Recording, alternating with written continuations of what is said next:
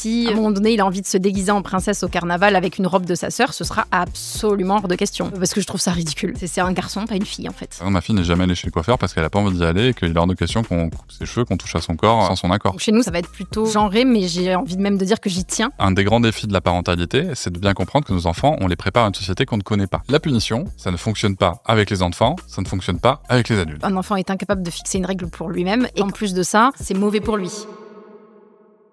Quelle éducation faut-il pour nos enfants? Une plutôt moderne, plutôt ouverte, une plutôt traditionnelle, plutôt rigide? C'est le débat qu'on va faire aujourd'hui entre Cédric Rustin et Amy Fonte. Ce débat, il sert à poser des jalons et vous faire réfléchir sur l'éducation que vous avez reçue et que vous voudrez donner à vos enfants. J'espère que cette émission vous plaira tant le sujet est crucial pour réussir à construire un pays libre et informé. Un enfant ne sait pas ce qui est bon pour lui. Vrai.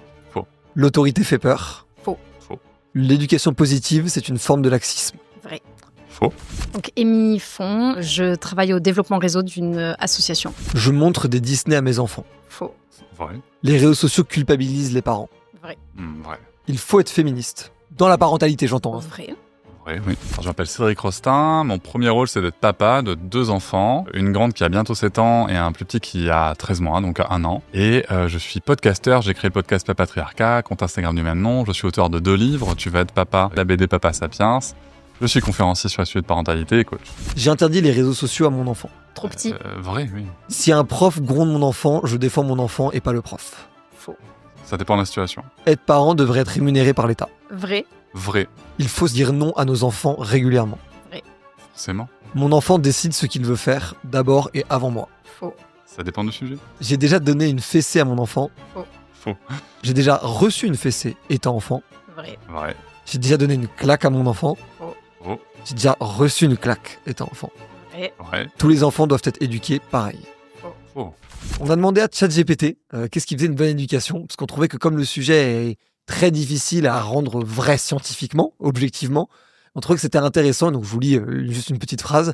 Une bonne éducation parentale, c'est un équilibre entre amour inconditionnel, cadre clair et bienveillance. Elle consiste à offrir une sécurité affective, poser des limites justes, écouter activement l'enfant, montrer l'exemple au quotidien et encourager son autonomie. Il y a toujours cette question d'équilibre dans l'éducation. Il y a beaucoup de traditions en fonction des pays, en fonction des générations, en fonction des époques dans lesquelles on a vécu. En quelques mots, selon vous, et chacun votre tour, c'est quoi une bonne éducation ? Pour moi, c'est une éducation qui repose avant tout sur le respect des droits de l'enfant, en fait. Parce que l'enfant, avant d'être l'objet de notre éducation, c'est un sujet porteur de droits garantis par la Convention internationale des droits de l'enfant, et qui sont des droits immuables et importants, et l'intérêt supérieur de l'enfant passe et prime surtout. Donc l'éducation se doit de prendre cela en première considération. Et j'ai envie de citer un psychologue qui s'appelle John Bradshaw, qui parlait de l'attachement sécure et qui disait c'est important que l'enfant comprenne qu'il ou elle est important ou importante, mais que les autres le sont tout autant. Et je pense que le vrai sujet, il est là, c'est respecter les droits de l'enfant et lui transmettre aussi le respect des droits des autres. Pour moi, une bonne éducation, ça va être plus instinctif que ça.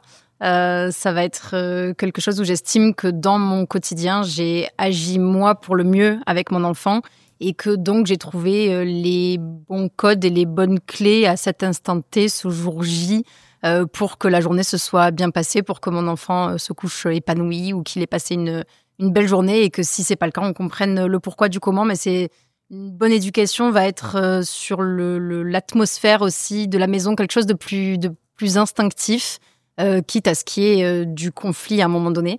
Mais ouais, quelque chose de moins normé. Il y a là cette question du est-ce que l'enfant décide pour lui-même ou est-ce que le parent décide pour son enfant ? Légalement, un parent est responsable de son enfant jusqu'à sa majorité, mais responsable ne veut pas forcément dire décisionnaire pour lui au sein de sa famille. Qu'est-ce que vous en pensez ? Est-ce qu'on est arrivé à un stade où aujourd'hui l'enfant doit primer en termes de ses besoins et ses envies ?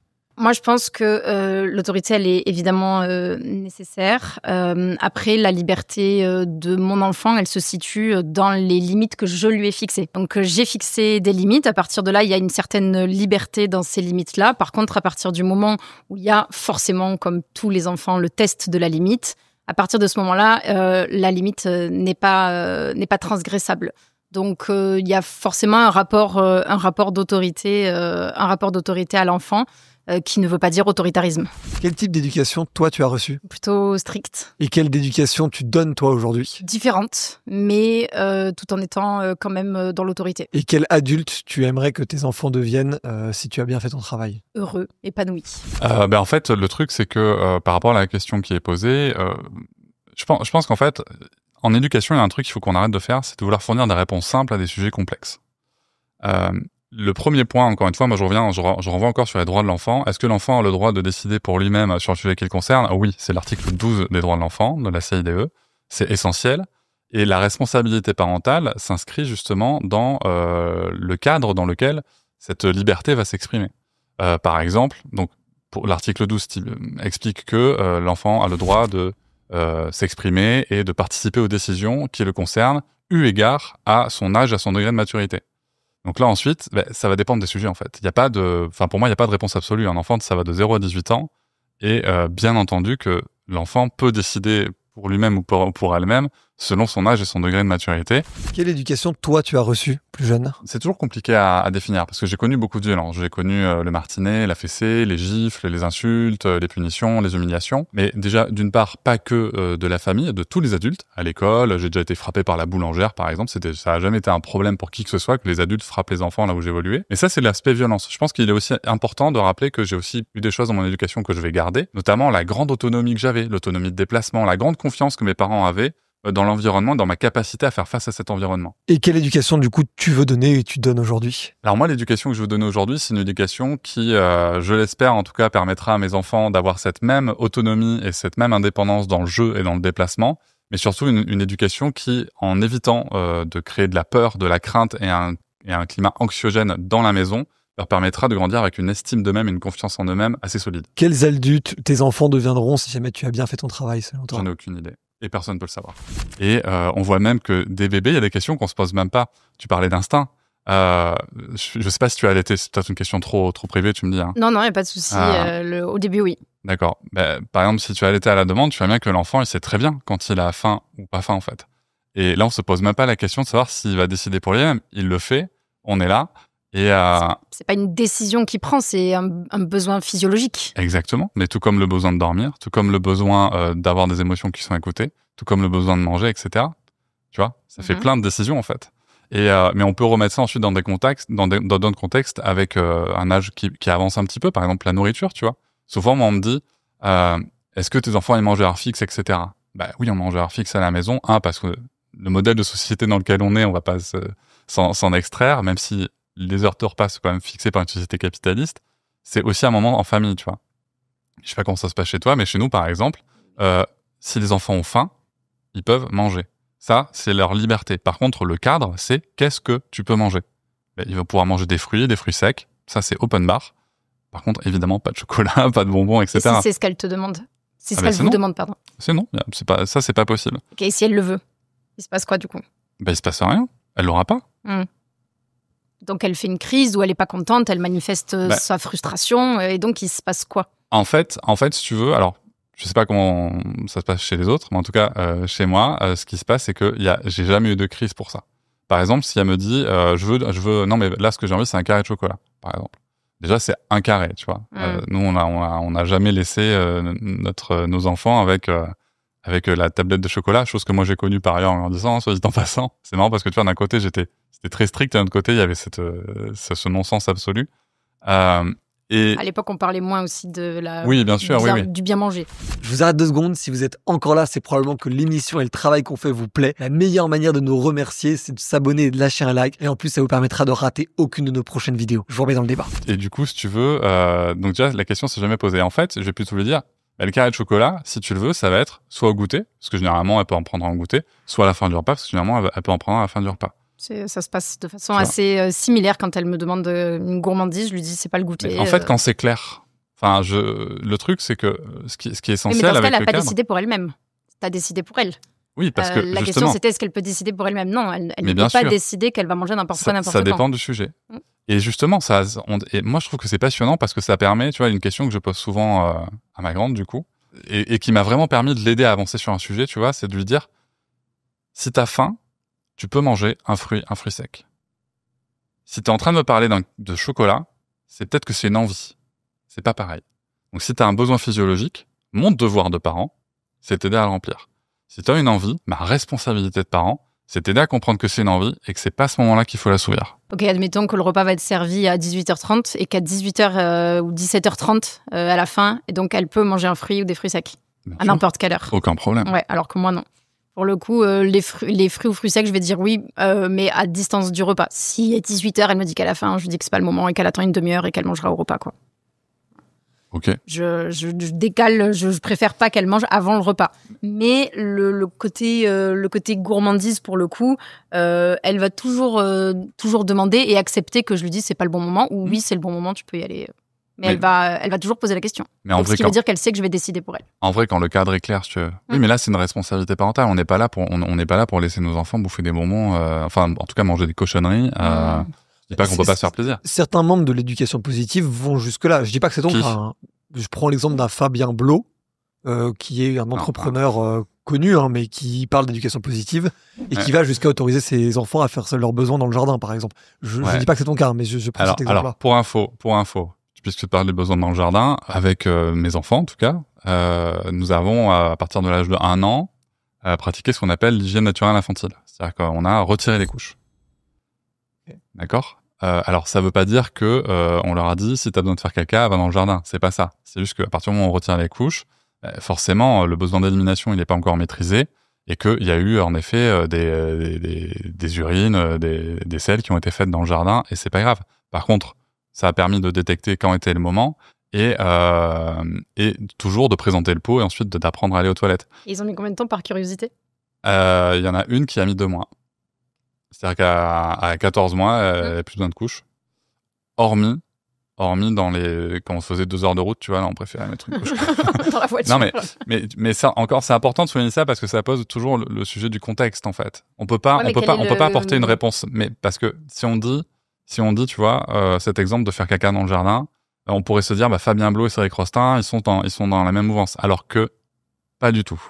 Quel est l'intérêt de faire ça de façon précoce ou en tout cas à 1 an d'arbitrer, de dire ok, c'est le moment d'enlever les couches? C'est par curiosité que je pose cette question. Quel est l'intérêt de dire là, j'aimerais bien qu'elle ait plus de couches? Mais en fait, c'est pas. Alors, je vais y répondre, mais dans un second temps, pour moi, c'est pas la bonne question. La première question qu'on devrait se poser, c'est quel est l'intérêt de mettre des couches? Parce que la HNI, l'hygiène naturelle infantile, je renvoie d'ailleurs vers le compte de Rokia Osan, si vous posez des questions, Miss Psychomote sur les réseaux. C'est une pratique qui peut se faire dès la naissance. Nous, on n'a pas eu la foi de le faire. J'ai déjà vu ça, mais quand on était en instruction en famille, en IEF, j'ai rencontré beaucoup de familles quand même qui le pratiquaient. C'était assez impressionnant. Et on avait des enfants qui pouvaient être continents à 6-9 mois. Donc l'intérêt, clairement, je le vois. C'est qu'il y a un vrai intérêt de pas se taper les couches à laver. Il y a un vrai intérêt d'avoir une autonomie de l'enfant très forte. Et il y a un vrai intérêt aussi de la connexion de l'enfant à son propre corps. Nous, pourquoi est-ce qu'on l'a fait à ce moment-là? Tout simplement parce qu'on voulait faire plus tôt, mais qu'on avait tous les deux des vies professionnelles très remplies, et que notre premier enfant est un bébé d'été. Et qu'on s'est dit, on a la chance de vivre dans une maison avec un grand jardin, on s'est dit, go, c'est le moment. Si jamais il y a des accidents, elle sera nue dans le jardin et c'est pas grave. Ça sera facile à nettoyer. Et du coup, à la fin de l'été, il y avait plus besoin de couches. Et c'était cool. Ah oui, je me doute que c'est plus pratique. J'en doute pas. C'était très, très pratique. Et Amy, toi, est-ce que dans cette vision-là, tu t'identifies à une éducation plus traditionnelle où, je reprends l'exemple des repas, mais aussi l'exemple de fait de se contenir pour ses besoins, où tu vas mettre un cadre, des horaires, et presque, j'ai l'impression, une forme de vision sociétale dans le sens comment l'enfant serait s'il n'était pas juste dans le cadre familial? Oui, alors moi, ça va être beaucoup moins... moi, je vois ça presque comme quelque chose d'expérimental. Et je pense que j'ai pas tout à fait tort. C'est une extrême minorité de personnes qui font ça quand même. Que ce soit bien ou mal, j'en sais rien. Mais en tout cas, je pense que c'est assez expérimental. La plupart des parents, déjà, je pense, se posent à peine la question des couches lavables. Alors, de pas mettre de couches... Oui.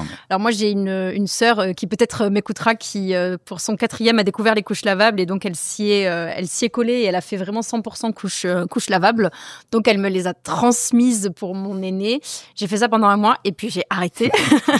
Peut-être que pour un premier, c'est trop ambitieux. Mais en tout cas, je suis pas du tout opposée à l'idée. Et là, ce que Cédric décrit, je trouve pas ça aberrant. Je trouve ça un peu dogmatique, mais je trouve pas ça du tout aberrant. Pour autant, ça me viendrait pas à l'esprit, moi, même si j'avais un prochain bébé, d'essayer de faire ça. Même si je trouve ça super chouette de se dire qu'à 14 mois, il y a plus de couches. pour plein de choses, pour le budget, pour les contraintes logistiques, pour l'écologie. Il y a plein de raisons qui font que c'est chouette. Mais moi, ça me viendrait pas à l'esprit d'essayer.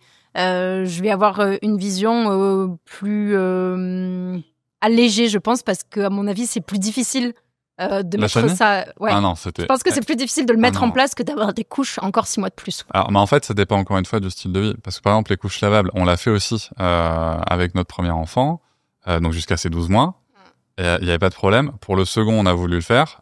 Alors franchement, là tu vois, c'était l'inverse. Pour le second, c'est même moi qui ai dit, là en fait, stop, on n'en peut plus. Trop de charge. C'était plus possible. Donc on a fait un choix différent. Du coup, couche normale, couche jetable. Et on tentera de les retirer à l'été, puisque là on a un bébé d'hiver, donc ça sera plutôt tu vois, un an et demi, tu vois, à peu près. Et puis il marchera, j'espère, donc ça sera peut-être plus facile aussi à ce moment-là. Mais en vrai, c'était pas compliqué. Alors je vois pas du tout le dogmatisme, par contre, utiliser le mot dogmatique, je vois pas le dogmatisme, si tu veux, là-dedans. Et c'est aussi important de rappeler que c'est aussi, on évolue dans une société occidentale, tu vois, européenne. Il y a beaucoup de cultures où en fait les enfants n'ont pas de couche, tu vois, et on sait faire. Et c'est ça qui est intéressant, c'est qu'en fait que ça existe, et encore une fois que c'est pas aberrant, je l'entends tout à fait. Et d'ailleurs, dans des sociétés où ça va tout à fait se faire, c'est pour ça que ça me semble pas dingue quand j'entends ça. Mais pour moi, ça serait une charge mentale supplémentaire que d'enlever les couches aussi vite et de me dire je vais m'en débarrasser. Je vais avoir une vision, oui, effectivement, plus classique et plus majoritaire, de fait, plus générale, comme tout le monde, j'ai envie de te dire. Oui, mais c'est le poids de la norme.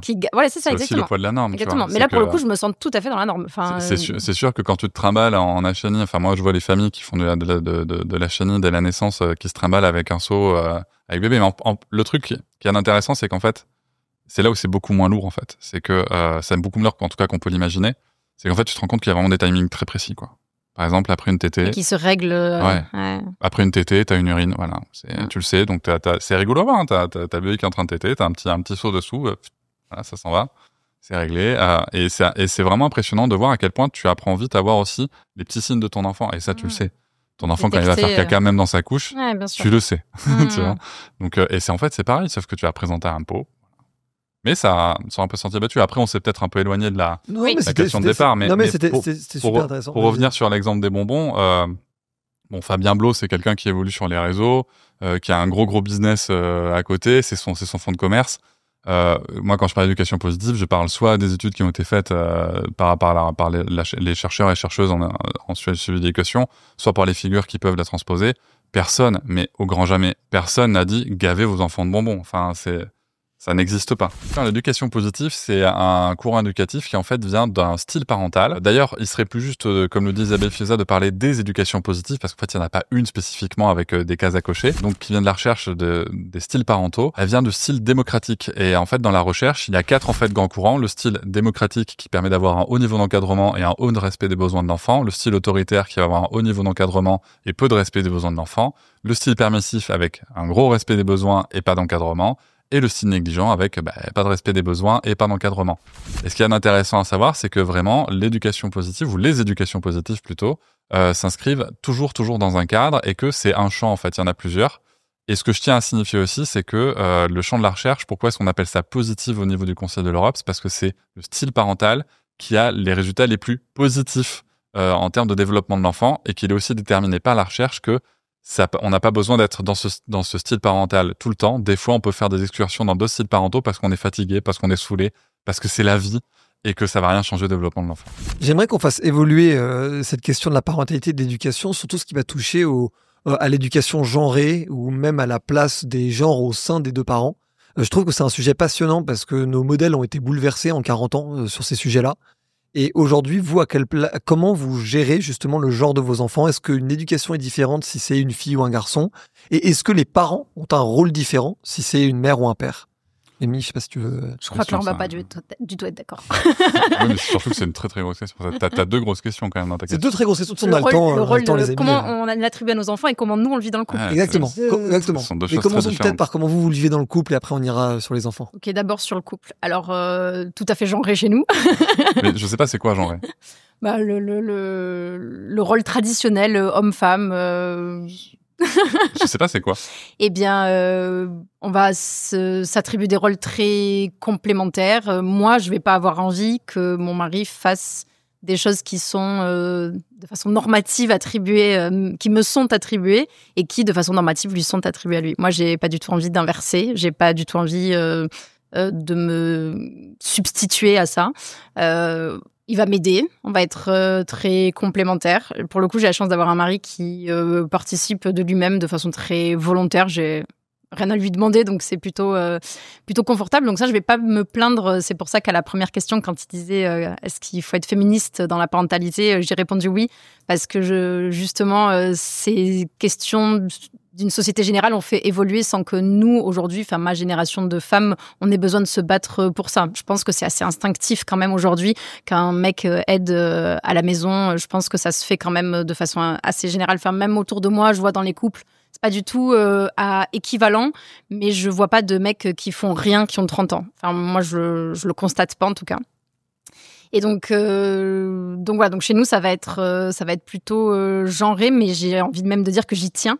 C'est quelque chose qui, moi, va me faire plaisir et dans lequel je vais me sentir... dans lequel je vais sentir ma place, dans lequel je vais me sentir plus épanouie. Si je prends quelque chose de très banal comme la cuisine, au début de tes podcasts, il y a le HelloFresh qui explique que... En ce moment. Avec le code, je l'ai retenu par cœur. Que du coup, quand tu rentres de ta journée, etc., que tu parles de cuisine, etc., bon, ben moi, mon mari, typiquement, jamais il parlerait de ça, tu vois, jamais il met une poêle sur le feu, ça n'arrive absolument jamais. Mais moi, ça me va très bien comme ça, si tu veux. C'est pas une charge mentale où je me dis, si tu me soulageais de ça, ça m'aiderait vachement. Non, mais par contre, il y a d'autres choses sur lesquelles il va m'aider. En fait, c'est une saine répartition dans le couple, mais qui du coup va correspondre à des stéréotypes de genre en plein, quoi. Voilà. Moi, j'ai pas de notion égalitariste, en fait. Ça peut peut-être vous interpeller. Moi, je suis absolument pas égalitariste du tout. Je pense que, tu vois, qu'on parle de la charge mentale domestique et familiale. Bon, déjà, je pense qu'il est intéressant de rappeler que quand même, dans le couple hétérosexuel en France, elle est assumée à 72% par les femmes et que ça augmente encore plus quand il y a des enfants. Et plus il y a d'enfants, plus ça augmente, jusqu'à 95% à 3 enfants, donc c'est quand même vraiment énorme. Mais pour moi, tant que les choix sont faits, moi j'ai aucun jugement à poser sur les choix qui sont faits en conscience. Par exemple, si une femme choisit de rester au foyer et que son mari, de se marier déjà, et que son mari ramène l'argent et qu'elle s'occupe de la maison et que ça leur va très bien, moi je m'en fous.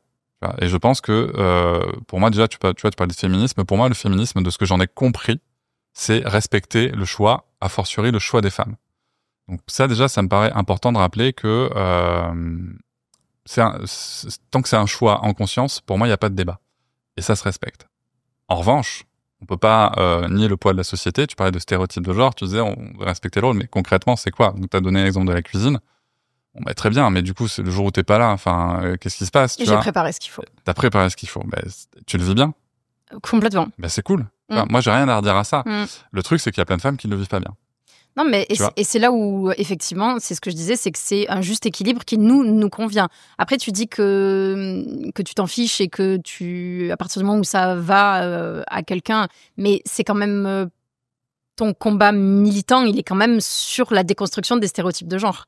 Donc, tu peux pas vraiment dire que tu t'en fiches. Mon combat militant, il est sur, oui, en effet, la déconstruction des stéréotypes de genre. Mais ce que tu me cites là, pour moi, c'est pas un stéréotype de genre. Votre organisation colle au stéréotype.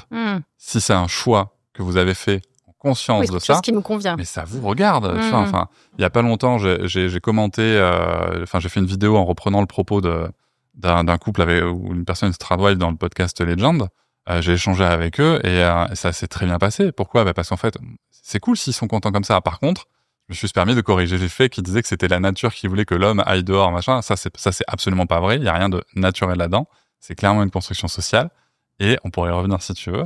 Mais c'est vraiment une construction sociale. Et après, le truc, c'est que si on voit que le poids de la norme, et la norme est genrée, crée de la souffrance, en l'occurrence, principalement de la souffrance chez les femmes, même si ça peut aussi générer de la souffrance masculine, je pense que c'est important de le dire, que pour certains hommes, ça peut être très difficile d'avoir ce poids de la charge financière et qu'ils peuvent mal le vivre. C'est aussi important de dire que les stéréotypes de genre qu'on combat font du mal aux hommes aussi.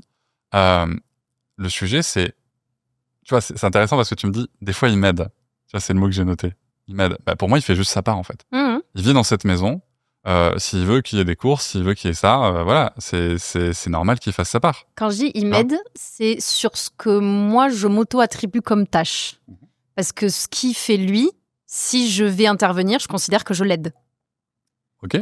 Et donc, c'est ce que tu disais sur la nature, construction sociale. Il y a quand même une question, tu vois, typiquement, chez nous, on a une cheminée. Et donc, le bois, il est rangé à l'extérieur. Et donc, il faut aller se chercher du bois pour le rentrer dans le salon.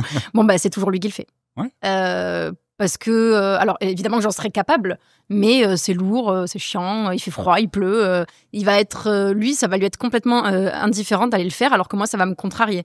Bon, si je vais le faire parce qu'il est absent, par exemple, je considère que je l'ai aidé dans sa tâche. Si ce qu'il fait très souvent, maintenant, je crois que même qu'il le fait plus que moi, c'est l'aspirateur, je vais considérer qu'il m'a filé un coup de main. Tu vois, je vais pas considérer qu'il a fait ce qu'il devait. Tu vois, ce que je trouve intéressant, c'est que y a vraiment ce prisme de lecture qui n'est qu'à travers le genre, en fait. Ouais. Alors que pour moi, tu l'as pas aidé, t'as juste rentré du bois parce que t'avais besoin de remettre dans la cheminée.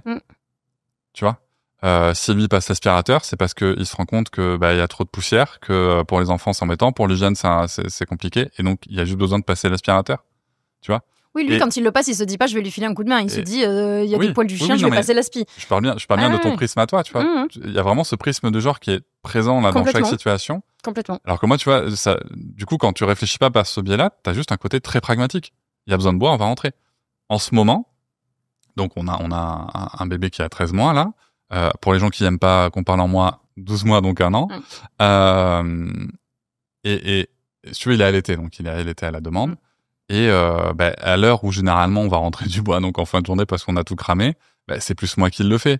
Tout simplement parce que ma compagne, en fait, s'il y a un besoin de téter ou quoi, il faut qu'elle soit disponible. Et donc tu pourrais dire c'est très genré, sauf que avant que bébé arrive, et bien entendu avant la grossesse, on le faisait de manière équivalente sans problème, on s'en fout, tu vois. Après bon, c'est pas des énormes bûches non plus, mais oui. Et voilà, moi je trouve. Par contre, c'est pas elle qui va rentrer le bois, tu vois. Ouais. Je trouve une certaine sécurité, peut-être en tant que femme, je trouve ça de façon un peu sécurisante de savoir que chacun a son rôle et que je sais qu'il y a des choses sur lesquelles il va prendre le relais et que moi, j'ai pas à m'en occuper, typiquement les bagnoles. Ça, c'est très genré. Et il va s'occuper des bagnoles et je refuse absolument catégoriquement de m'en occuper, tu vois.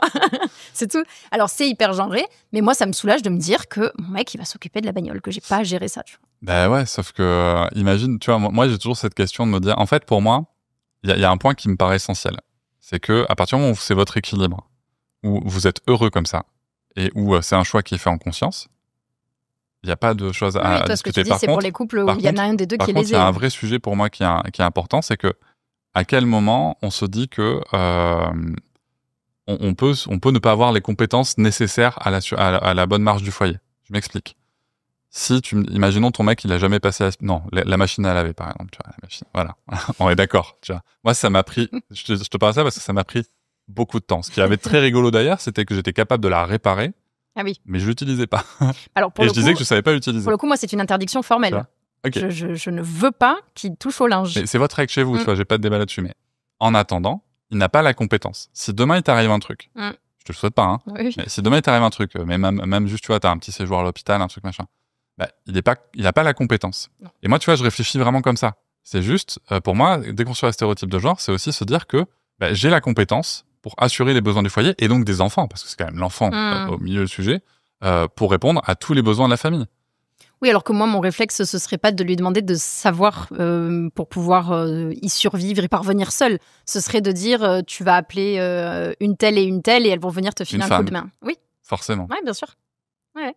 Oui, je vais pas lui dire appelle un pote pour faire venir marcher la machine à laver. De fait, je vais lui dire appelle ma copine. Il y a des tutos YouTube qui marchent très bien. Non, mais tu vois, je veux dire, il y a des manuels. Mais en plus, tu vois, je trouve qu'il y a un vrai sujet de se dire que de par son genre, il est forcément incompétent sur le sujet, tu vois. Ouais. Oui, alors que je t'assure qu'en tant que mec, faire tourner la machine à laver, j'en suis convaincue. qu'en tant que mec, on peut le faire. Hein. Ouais, j'en doute pas. Mais c'est quelque chose. J'en ai même pas envie. Et je te dis. Ça fait partie. Excuse-moi, juste, j'ai une vraie question qui me vient et je t'ai coupé, mais ça fait partie de ton identité. Tu trouves ? De mon éducation ou de mon identité ? Non, vraiment de ton identité. Est-ce que si il s'auccupait de cette tâche-là, qui visiblement te tient beaucoup à cœur, tu te sentirais moins femme, moins mère ? Ouais, c'est ce que je te dis, c'est que je m'épanouis en m'auto-attribuant des tâches et en lui attribuant à lui. Et je me sens bien dans cette place-là. Mais tu vois bien que c'est une construction sociale. Tu vois bien qu'il n'y oui, a pas de biologie, il n'y a pas d'instinct derrière. Là, il n'y a pas de biologie. Pour Ouais, le côté extérieur un peu plus rugueux, je pense qu'il y a quand même un peu de nature. Le fait qu'il va aller faire le jardin. Alors évidemment, tu vas me dire, il y a 100 ans, les femmes, elles faisaient le potager comme les hommes. Même il y a depuis très longtemps. Bien sûr, non, mais c'est pour ça, évidemment, qu'on en est capable. Ben oui. Je pense d'ailleurs que si demain, il n'y avait plus mon mari, je serais capable de tout faire à sa place. Mais je pense quand même qu'il y a un côté naturel plus enclin pour lui à aller faire des tâches plus difficiles et pas pour moi. Ça te rassure quand tu penses ça? C'est une vraie question, parce que moi j'ai interviewé Maxime Rusneski, qui est passé ici d'ailleurs dans mon podcast.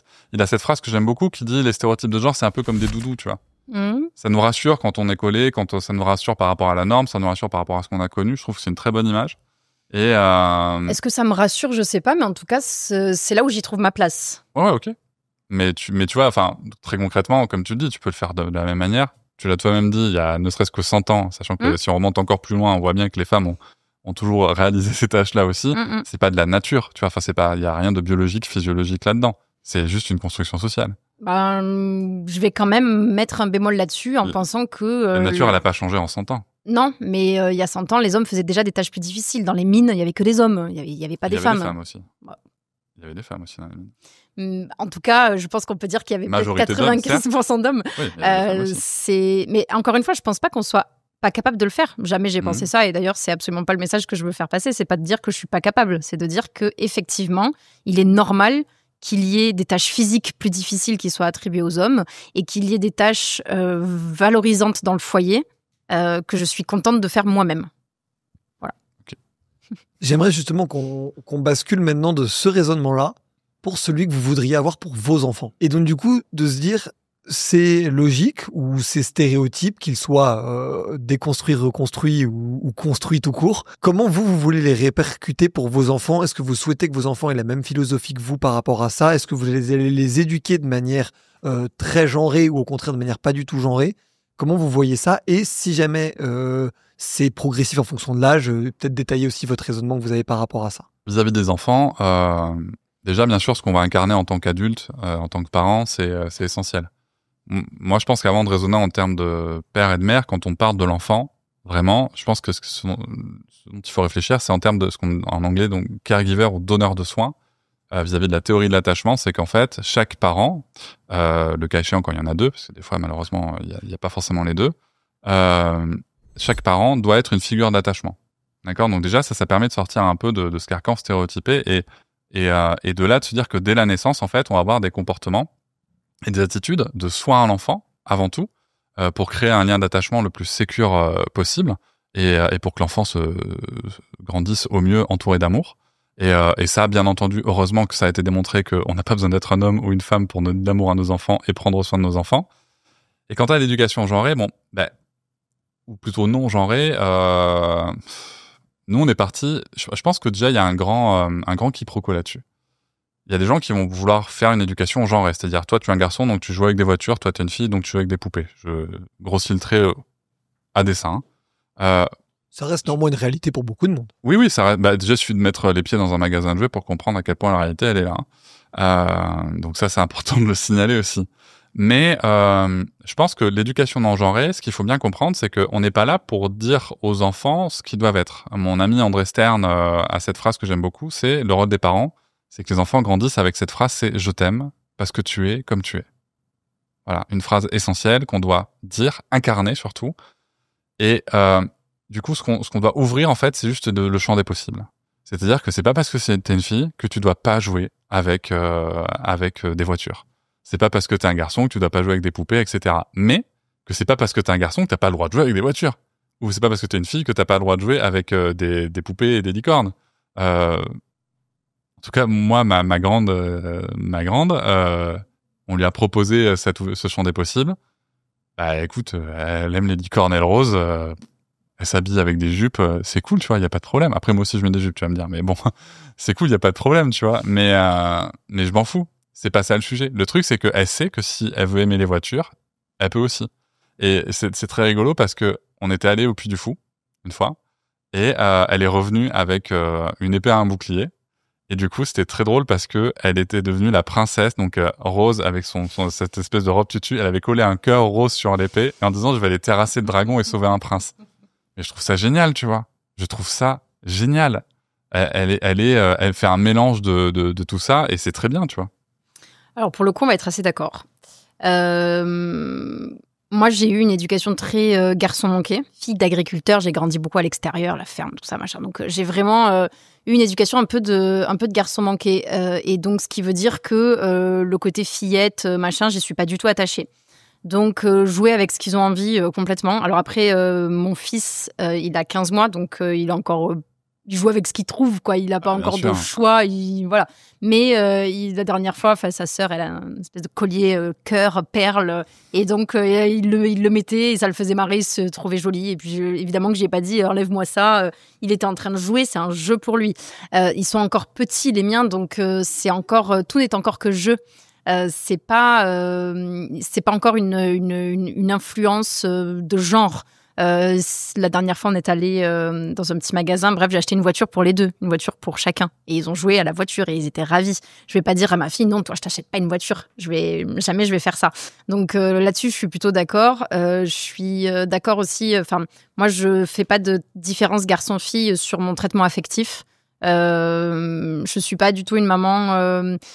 Si tu t'es fait très mal, je vais être très attentionnée. Mais si tu pleures alors que tu t'es fait quasiment rien, je vais dire relève-toi et tu n'as rien du tout. Et ben je vais faire pareil pour mon garçon et pour ma fille. Je vais pas plus chouchouter ma fille que mon garçon en lui disant lève-toi, tu ne dois pas avoir mal, t'es un garçon. Et pas du tout, je vais faire la même chose pour les deux. Donc, j'attribue pas de genre sur ce traitement-là. Les deux ont des énormes câlins, des je t'aime, des histoires, des jeux. Ils ont la chance d'avoir un papa qui joue énormément avec eux. Et on ne fait aucune différence entre l'un et l'autre. Henri, donc c'est mon fils, il est très, très bébé câlin. Donc, il en a à profusion. Jeanne, elle est un peu plus... De son père aussi ? À fond. Ok. Ouais, tu vois, mais ça, c'est cool. Enfin, à fond. Non, mais complètement. À fond. Et vous maintiendrez ce choix aussi, y compris pendant l'adolescence, où, je reprends ton exemple parce que t'en parlais, où un garçon pourrait mettre une jupe à l'école et inversement. Est-ce que c'est des choses sur lesquelles vous ne jugeriez pas vos enfants et vous essayeriez pas de dire il peut y avoir des moqueries ou ce genre de choses? Ah, ça, c'est une vraie... Mais je pose la question. Non, mais ça, c'est une vraie question. Non, mais c'est hyper important ce que tu poses comme question parce que on fait forcément face à ok, mon enfant, porte ce que tu veux, mais je sais aussi ce que la société va te faire. En tout cas, moi, tu vois, c'est la question que je me pose. Et je pense que c'est le gros dilemme, c'est comment faire. Alors moi, je serais plutôt partant de me dire, on se moque de toi parce que tu veux mettre une jupe, très bien, je vais me mettre en jupe aussi. On se moque de toi parce que tu te déguises en princesse au carnaval, viens, je vais me déguiser en princesse aussi, tu vois. Je vais vraiment plutôt normaliser le fait qu'un enfant peut se déguiser comme il ou elle veut, on s'en fout, quoi. Et je trouve ça vraiment dommage d'ailleurs d'amener, de pas chercher à casser ça, parce que ça n'a pas vraiment d'influence sur le développement de l'enfant. Mais par contre, je comprends totalement l'interrogation de se dire, il y a un vrai risque de harcèlement sur ces sujets-là à l'école parce qu'il y a parce qu'il y a des stéréotypes à l'école, parce qu'il y a de l'homophobie à l'école, parce qu'il y a plein de systèmes discriminatoires qui sont quand même en place dans la micro-société qu'est l'école. Et ça, je comprends que ça puisse faire peur, par contre. Là, pour le coup, du coup, c'était la suite de mon raisonnement quand je disais que le côté donc jouer et relations affectives n'était pas du tout genré. Par contre, moi, au niveau des habits, c'est complètement genré et il n'y a pas moyen de moyenner. Pour le coup, ils ont, je sais que c'est répertorié dans les violences éducatives. Ils n'ont absolument pas le fait de choisir ses habits. Non. Dans la liste des violences éducatives, il y a écrit que l'enfant... Elle sort d'où cette liste ? Excuse-moi, elle sort d'où cette liste ? Ah, je sais pas, j'ai tapé dans Google liste des violences éducatives. Et donc, j'ai une belle liste avec des trucs... On fera un aparté là-dessus. Avec des trucs un peu hallucinants, dont le fait que d'imposer le choix vestimentaire à son enfant est une violence éducative. Donc là, je suis en plein dedans. Parce que là, pour moi, par contre, c'est vraiment quelque chose sur lequel je suis assez intransigeante, enfin complètement. Elle n'a absolument pas le droit de choisir les affaires. Elle ne peut pas mettre un pantalon ? Elle n'est pas du tout le temps en jupe. C'est juste que c'est moi qui choisis ce qu'elle met. Tous les jours. Elle va pas choisir elle-même. Ce qu'elle peut choisir, c'est son pyjama. Elle a un tiroir accessible et elle peut changer de pyjama à outrance. Elle fait ce qu'elle veut avec son pyjama. Mais c'est tout. Elle est imposée, que ce soit jupe, pantalon, robe, peu importe. Non, elle porte aussi des pantalons. Mais, d'ailleurs, je suis en pantalon aujourd'hui. J'ai pas de souci avec ça. Mais c'est moi qui choisis pour elle. Et bon, le petit, évidemment, il est encore trop petit pour choisir, mais ce sera la même chose. Si... à un moment donné, il a envie de se déguiser en princesse au carnaval avec une robe de sa sœur, ce sera absolument hors de question. Absolument. Absolument inenvisageable que je laisse sortir déguisé en princesse. Déguisé en clown s'il veut, déguisé en chevalier s'il a envie, déguisé en je sais pas quoi, mais déguisé en princesse, en licorne ou je sais pas quoi, ça n'arrivera jamais chez moi. C'est l'interdiction, je vais dire, ça va pas la tête. Pour quelle raison? Parce que je trouve ça ridicule. Je trouve ça ridicule. Je trouve ça. C'est un garçon, pas une fille, en fait. C'est quoi, selon toi, votre plus grand point de désaccord? Et le genre, la construction de genre, parce que sur le reste, au final, c'est des points de désaccord, mais qui pourraient s'entendre. Alors, pour information, le vêtement ample, donc tout ce qui est jupe, robe, etc., sur la planète Terre, il est porté à 80% par les hommes. J'ai bien vu, je suis pas surprise parce qu'heureusement que je m'étais renseignée parce que j'ai bien vu le post sur les jupes. Tu vois, mais non, jamais de la vie. oui, mais si demain mon mari me dit je trouve ça super confortable de mettre des jupes, je vais lui rironner, mais jamais de la vie. C'est impossible. J'ai bien fait de venir en pantalon. Franchement, je pensais que t'allais venir en jupe. Non. Je me suis dit, va le faire. Mais non, c'est pas plus pratique. Pour moi, c'est juste inenvisageable. A contrario, si elle me dit j'ai envie d'être déguisée en chevalier, ça va moins me poser de problème. Intéressant, tu vois. Et c'est super intéressant parce que tu as utilisé l'expression garçon manqué.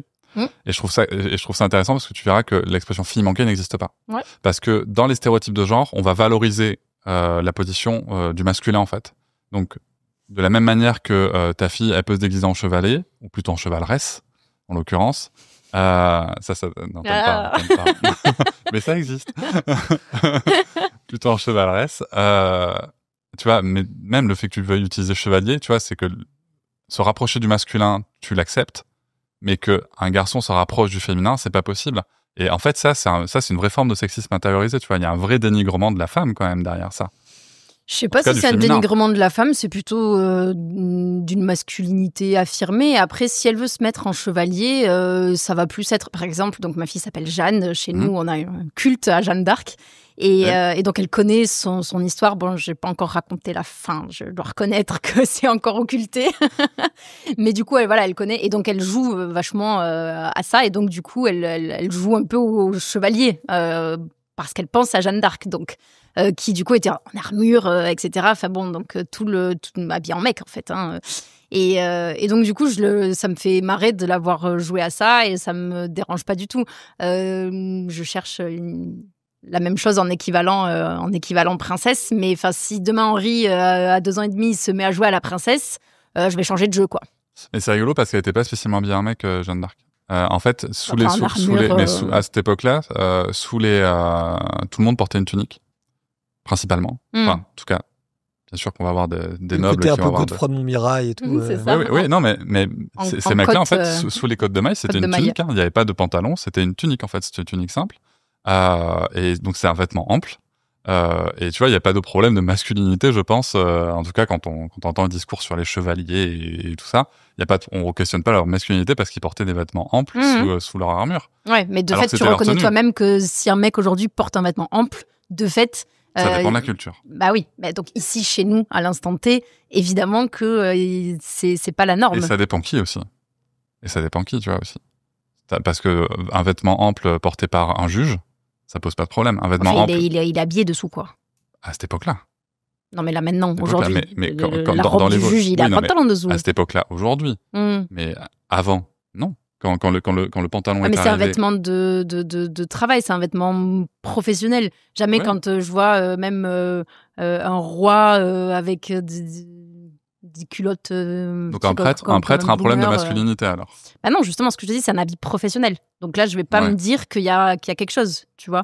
Je vais pas me dire c'est bizarre. Au contraire, moi, je suis pour les prêtres en soutane et donc je vais pas apprécier le prêtre qui va être en jean. Enfin, tu vois, c'est pas quelque chose que j'apprécie. Okay. Et donc, je vais jamais, quand je vois un prêtre, me dire oh là là, il est en jupe. Ça me vient pas à l'esprit. C'est un habit professionnel. Toi, quand tu te mets en jupe, c'est une démarche militante. C'est une démarche de construction des stéréotypes, mais c'est une démarche militante. Plus maintenant, c'est juste pratique. Franchement, c'est juste hyper agréable. Je me demande pourquoi j'ai attendu 40 ans pour mettre une jupe. Ouais, le bermuda en lin ou le pantalon en lin, il est agréable aussi. Ah ben franchement, ça n'a rien à voir. Alors, je veux pas rentrer dans le détail pour choquer personne, mais il y a une aération, si tu veux, qui est très différente. et qui est vraiment agréable. Je suis pas sûre que les mecs l'été se disent tous « Oh là là, si je pouvais porter une jupe, ce serait génial, quoi. » Pas tous. Les Écossais se le disent. Pas tous. Les Écossais se le disent, mais il n'y a pas que les Écossais, il y en a plein, tu vois. Et il y a des cultures même occidentales, en effet, où la jupe, c'est pas un problème, tu vois. Et où il n'y a pas de problème de masculinité. Va dire à un gros Écossais qui soulève des troncs qu'il y a un problème de masculinité. Ah non, mais c'est vraiment un sujet juste culturel. Et ce que je trouve intéressant, c'est de voir à quel point ce petit bout de tissu peut générer, tu vois, quelque chose de vraiment d'une répulsion, urticant, une crainte. Et l'inverse, non. Ouais. Tu vois, tout à fait. C'est un vrai sujet. Mais pour le coup, j'assume tout à fait d'être dans le genre à fond là-dessus, quoi. Enfin, vraiment, tu vois, autant moi je te disais pour les jeux, etc., pas du tout, mais autant pour le style vestimentaire, pour ce qu'ils sont, mais à fond. Ma fille, elle me dirait demain, alors encore une fois, elle est petite, mais peut-être, à l'âge de la tienne, tu vois, déjà, elle a l'âge de dire comment elle veut être coiffée, par exemple. Si elle me disait je veux les cheveux courts, bah je lui autoriserais pas. Ah ouais? Non. Ok. Non. Tu l'autoriserais, toi, Cédric? D'avoir les cheveux courts? Mais il n'y a aucun problème. Enfin, il y a pas de. Nous, les cheveux, de toute façon, déjà, premier point, tu vois, par exemple, ma fille n'est jamais allée chez le coiffeur parce qu'elle a pas envie d'y aller et qu'il est hors de question qu'on coupe ses cheveux, qu'on touche à son corps sans son accord, tu vois. Enfin, sur un sujet comme celui-là, je parle pas de la santé, etc. Non, mais c'est super Parce intéressant. qu'elle ne veut pas. Tu vois, elle ne veut pas. Ouais, okay. On lui a expliqué, tu vois, on lui a dit, tu sais, pour couper les pointes et tout, ça peut être plus joli, tu vois, elle a des jolis cheveux bouclés. Voilà, quoi. Mais pour l'instant, elle veut pas. Bon, mais il y a pas de problème. On se dit que quand bébé là, va être un peu plus grand, sa mère un peu plus disponible, elles vont peut-être se faire. Elle va aller chez le coiffeur avec elle. Va voir comment elle. Ça se Exactement, passe. Elle va voir, ça va la rassurer. C'est sûr que si moi, elle vient voir comment ça se passe, ça va pas la rassurer, tu vois. Dans 2 ans. mais tu vois, tu parlais des choix. Il y a vraiment aussi un point sur lequel je voulais revenir, le choix des vêtements, par exemple. Je te donne un exemple de cadre qu'on peut avoir chez nous. On s'est aperçu que elle aimait bien choisir ses habits. Par contre, si on laisse toute la garde-robe, on n'a pas le temps, en fait. Voilà. Mais nous, ce qu'on faisait, c'est qu'on laissait, par exemple, 3 tenues. En plus, ça porte des vêtements en laine, tu vois, c'est ce qu'on appelle la slow fashion. Enfin, tu vois, c'est des vêtements qui se lavent un peu tout seuls et tout. Enfin, c'est vraiment top, par ailleurs, comme vêtements. Du coup, il y a assez peu de vêtements différents, mais qu'on peut remettre très régulièrement. Et en fait, ça permettait de trouver un juste milieu entre notre besoin, donc nos droits, nous, organisationnels, et ses droits à elle de choisir ce qu'elle veut porter. Tu vois, après, de là à mettre violence dessus, je pense que c'est plutôt un questionnement à raisonner en termes de domination, mais je pense que le mot violence là-dessus, c'est pour ça que la liste dont tu parles, je sais pas d'où elle sort, mais j'ai une petite idée, et c'est pour ça qu'il n'y en a pas. Et en plus, pour information, il n'y a pas besoin d'inventer des listes sur Internet. Je parle pas de toi, hein, je parle de là où tu l'as trouvé. Encore une fois, dans les droits de l'enfant, il y a tout ce qu'il faut. Il y a vraiment tout ce qu'il faut. Le Comité international des droits de l'enfant a mis en place des observations générales sur les violences physiques, les violences mentales, etc. Il n'y a pas besoin d'aller voir des espèces de gourous sur les réseaux, dans les groupes Facebook obscurs. Il y a des gens très sérieux qui ont déjà établi ce qui fait partie des droits ou pas. Tu vois, là-dessus, je pense que je suis quand même... je suis cohérente parce que sur le non-choix qu'elle a de pouvoir s'habiller, c'est aussi parce que je ne veux pas qu'elle mette des choses que je trouve pas jolies. Elle va faire des associations bizarres de couleurs, par exemple, trucs comme ça. C'est super rigolo, ça. Et ben moi, j'ai pas du tout envie, tu vois. Ah ouais? Et pourquoi? Je pense que c'est cohérent avec le fait que pour moi, l'image que mes enfants, vestimentairement parlant, renvoient est importante. D'où le fait que j'ai pas envie déjà qu'ils choisissent leur tenue, d'où le fait que j'ai pas envie qu'ils se déguisent en fille ou en garçon. Enfin bon. Et la même chose, ou si elle me prend un truc qui va pas du tout avec un autre, j'ai pas envie que à travers elle, l'image de ses parents qui la laissent s'habiller n'importe comment soit comme ça, par exemple, à l'école. Donc, c'est ton image quand même. Alors, ouais, bien sûr. C'est la tienne. Exactement. C'est la vitrine qui est ton enfant de ta parentalité. Mon enfant, à travers non seulement son éducation, sa façon de parler, etc., mais sa façon aussi de s'habiller est mon reflet. Donc, si elle arrive, parce qu'elle est trop contente, elle s'est habillée toute seule, mais elle t'a fagoté n'importe comment, c'est mon image, du coup, qui en pâtit. Moi, j'aime qu'on dise, elle est super, elle est trop mignonne, elle est bien habillée. C'est quelque chose qui me flatte, qui me fait plaisir. Qui te flatte, toi? Ouais, bien sûr, qui est une récompense pour moi. Donc, si ta fille est pas contente d'être habillée comme ça, mais que mais toi... elle est plutôt contente parce qu'on lui dit qu'elle est jolie. Je termine ma question. Si ta fille, elle est vraiment pas contente d'être habillée comme ça, mais que toi, on te flatte sur le fait qu'elle est bien habillée, ça te va? Ouais. Oui, parce que je pense que j'ai raison. Clairement un gros point de désaccord. Parce que je pense que j'ai raison. Parce qu'elle a 3 ans et qu'elle ne sait pas si ce qu'elle choisit est joli ou pas. Mais c'est pas la question. Si elle trouve ça joli, si elle se trouve jolie comme ça. Ouais, mais du coup, si Tu c'est vois moche, parce que... Mais si c'est moche selon toi. Ouais, exactement, et selon tous les autres, en Tu vois fait, selon tous les gens qui Mais l'entourent. C'est la je même sais chose pas. que ce qu'on disait sur le fait qu'ils vont être jugés dans la cour d'école si ton garçon va en jupe à l'école. Ah Bah, non, c'est la c'est même quand même un peu chose. différent. Là, Il va être moqué. Si elle est quand- habillée, si quand- elle est fagotée n'importe comment, elle va être moquée. si ton enfant va à l'école habillé en jupe ou en robe, si c'est un garçon, il va transgresser un stéréotype très fort. Si elle a juste des vêtements colorés, pas Harmonieux. assortis, harmonisés, ce que tu veux.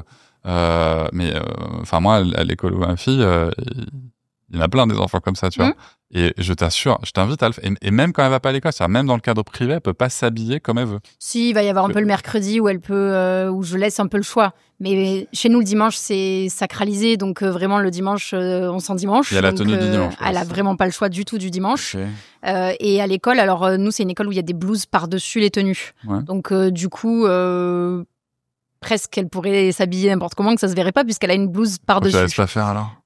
Parce que ça me dérange. Parce que Ok. j'ai pas envie. Et parce que je considère qu'à 3 ans, elle a pas à choisir ses habits. C'est... J'aimerais qu'on fasse évoluer Pardon. le débat et qu'on... C'était super intéressant, c'est pour ça que je vous ai pas coupé. Et j'aimerais Peut-être qu'on repasse par l'éducation positive quand même. Bah justement, j'aimerais qu'on parle là pour le coup de sévérité et potentiellement de ce qui peut toucher aux punitions ou pas des enfants. On a interviewé un professeur qui a fait une interview absolument géniale que je salue, qui s'appelle Mohamedou. Et j'aimerais vous montrer cet Oui. extrait et vous demander ce que vous auriez fait si vous étiez le parent de cet enfant. Vexé, il m'a dit, bah, du coup, ok, à la place de ce dessin, je vais en faire un autre et je vais dessiner un singe. C'est un élève qui, un jour, est venu me voir dans une cour de récréation et il vient me voir avec un dessin qui est censé me représenter. Et en fait, sur ce dessin, il y avait tout sauf moi. C'est-à-dire que la personne dessinée, elle avait des cheveux longs, elle avait la peau blanche, elle avait une forme de yeux qui ne correspondait pas, une forme de nez qui ne correspondait pas, une couleur de peau qui ne correspondait pas, des cheveux qui ne me correspondaient pas, des vêtements que je ne mettais jamais. Donc je lui fais remarquer qu'en fait le dessin ne me ressemble pas et en fait vexé, il m'a dit bah du coup ok, à la place de ce dessin, je vais en faire un autre et je vais dessiner un singe. Comment est-ce que je l'ai pris? Pas très bien, mais en même temps pas si mal non plus. J'ai essayé de prendre du recul. Je suis un adulte et je suis un enseignant et je suis dans une école. J'ai toute la latitude nécessaire et j'ai tout le pouvoir dans cet espace de faire ce que je voudrais. J'ai le droit de me fâcher si jamais. Mais en fait, pourquoi? À quoi est-ce que ça me servirait? Pas à grand-chose. Par contre, ce qui m'intéresse, c'est de poser des questions, de comprendre pourquoi, lorsque moi je te dis ton dessin il ne me ressemble pas à ce que j'ai le droit de faire, eh bien toi t'es vexé à tel point que c'est ça qui sort. D'où est-ce que ça vient? Est-ce que c'est ton éducation? Est-ce que c'est un propos que tu as entendu? Parce qu'en plus, on évolue dans un environnement où il y a cette mixité. Et il y a d'autres élèves qui me ressemblent qui sont juste à côté de toi. Et eux, c'est tes copains. Donc ils comprennent. On comprend tous. Pourquoi est-ce que c'est ce propos-là qui sort? Et si vous étiez les parents de cet enfant, que Mohamedou vous appelle, pas forcément d'ailleurs furieux, mais quand même sacrément vexé de ce qui s'est passé, et vous explique cette situation, comment vous cadrez votre enfant pour qu'il ne souhaite pas faire des dessins racistes de son professeur? Alors déjà, je pense qu'il est important de dire que en fait la question, je sais pas si elle peut même être seulement posée comme ça. Parce que si l'enfant s'est dit que qu'il pouvait dire à son professeur, qui est quand même une figure de respect, qu'il allait dessiner un singe à la place, déjà cet enfant, on connaît pas son âge là par ailleurs dans l'extrait qu'on a vu, C'est mais un enfant de primaire. un enfant de primaire, où il a compris qu'une personne noire pouvait être représentée par un singe. Tu vois. Je me permets de me dire que les parents sont peut-être pas tout à fait exempts d'influence sur le sujet. Mais imaginons que, enfin, moi, si tu me poses ça, je n'imagine même pas que ce soit possible que ça puisse arriver, d'autant plus que ma compagne est racisée, mes enfants sont racisés, j'imagine même pas que ça puisse arriver. Par contre, c'est déjà arrivé qu'on dise ça à ma fille, mais c'est pas la question. J'y reviendrai peut-être après. Mais imaginons. Oui, mais mettons le scénario fictif. Mais vraiment, imaginons que ça arrive. Non, mais ouais, mais c'est tellement loin, tu vois. C'est tellement loin que. Bien sûr. Mais c'est pour comprendre ton rapport à la punition et à l'éducation en cas de. Mais il n'y a pas de. En cas de faute ou de manque de respect de l'enfant. Mais si mon enfant revient, donc, imaginons vraiment, on spécule à fond. Mais ouais, en fait, c'est tellement loin de moi que c'est compliqué. En fait. Ce que j'ai demandé, la première chose que j'ai demandé à mon enfant avant de lui dire mais pourquoi t'as fait ça, je vais même pas crier. Le premier truc, le premier élément de la discussion que je vais avoir, c'est d'où t'es venue cette idée. J'ai besoin de comprendre d'où t'es venue cette idée. Qu'est-ce que tu as vu, qu'est-ce que tu as entendu, qu'est-ce que tu as compris, qui fait que tu peux te permettre de dire que tu as représenté une personne qui n'a pas la peau blanche par un singe.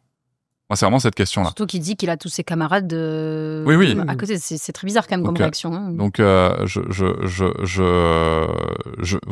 pose cette question. Vraiment, je cherche à comprendre. Après, bien entendu, on évolue aussi dans une société où on entend des choses, on voit des choses à la télé, par exemple. Il y a quelques années, on disait, il y a quelques années. Je sais pas si t'as déjà entendu à la télé quelqu'un qui dit que une personne noire ressemble à un singe. J'entends jamais ça à la télé. Non, mais on a entendu dire à Madame Taubira qu'elle allait manger des bananes, il me semble, tu vois. Des choses comme ça.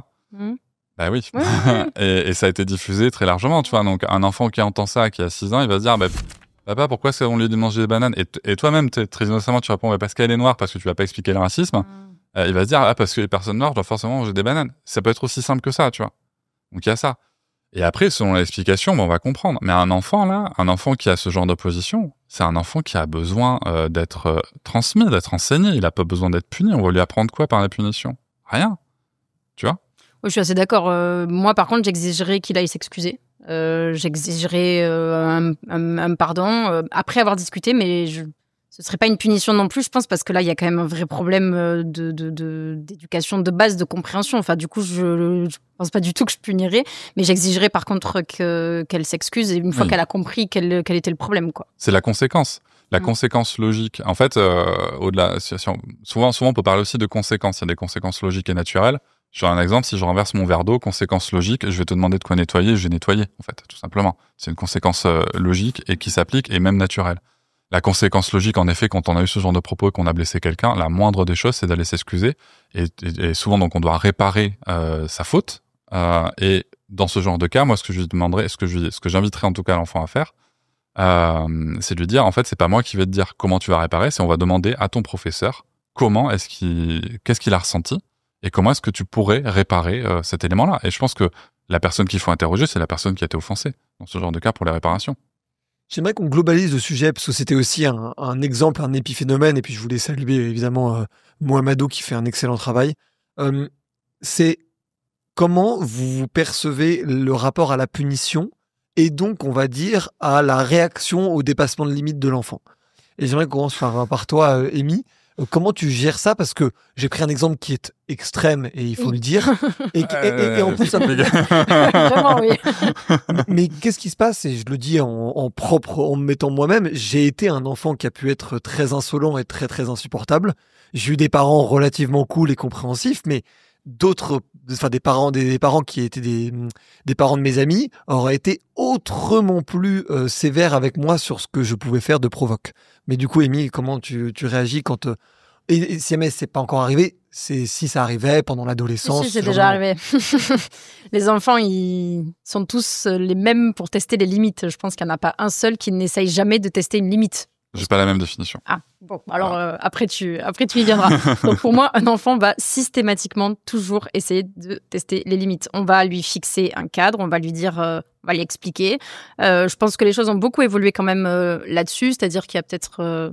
je ne sais pas, 30, 40 ans, on prenait même pas le temps d'expliquer, hein. Il y avait, c'était une règle, t'étais puni et puis basta. Aujourd'hui, il y a quand même, je pense, beaucoup plus de dialogue. Les choses ont beaucoup plus évolué. Moi-même, je prends toujours le temps d'expliquer toujours un cadre, une condition, une situation. Par contre, si après que je t'ai expliqué, tu fais le choix de transgresser, systématiquement, il y a punition. Alors, les punitions, et je pense que c'est une très bonne chose, ont quand même bien évolué. Moi, ça va être va dans ta chambre ou va au salon ou voilà, ça va être je suis pas d'accord et quand tu auras décidé d'obéir, tu pourras revenir ou quand tu auras décidé que à ce moment-là ou quand je sais pas, quand tu te seras calmé ou si tu es prête à te calmer, que tu as besoin que je t'aide à te calmer, que tu veux un câlin, tu peux revenir, mais c'est uniquement si tu es prête à te calmer ou que tu es prête à obéir. Obéir, c'est un mot que j'utilise beaucoup. Oui, je sais. C'est un mot que j'utilise beaucoup. Et je lui demande d'être obéissante à son papa et à sa maman. C'est une formule que j'utilise tous les jours. Uniquement au papa et à la maman? Oui. Okay. Uniquement au papa et à la maman. Et d'ailleurs, c'est un sujet qu'on a eu avec mon mari parce que en préparant tout ça, ça m'a aussi... éclairé sur des questions que j'avais pas plus que ça, parce que contrairement à toi qui en fais ton métier, moi c'est plus instinctif, une histoire de maman, enfin c'est pas habituel. J'ai pas d'études, de livres comme toi tu peux avoir.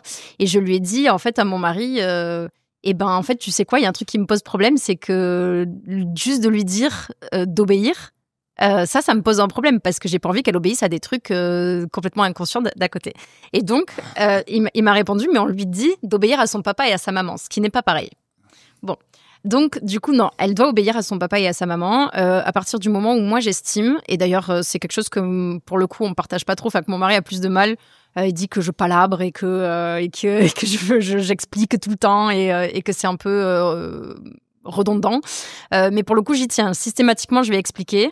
Par contre, je vais jamais expliquer 10 fois la même chose, quoi. Je vais pas expliquer à outrance une fois que t'as compris. Éventuellement, je réexplique en changeant les mots si je vois qu'il y a un truc qui est pas passé.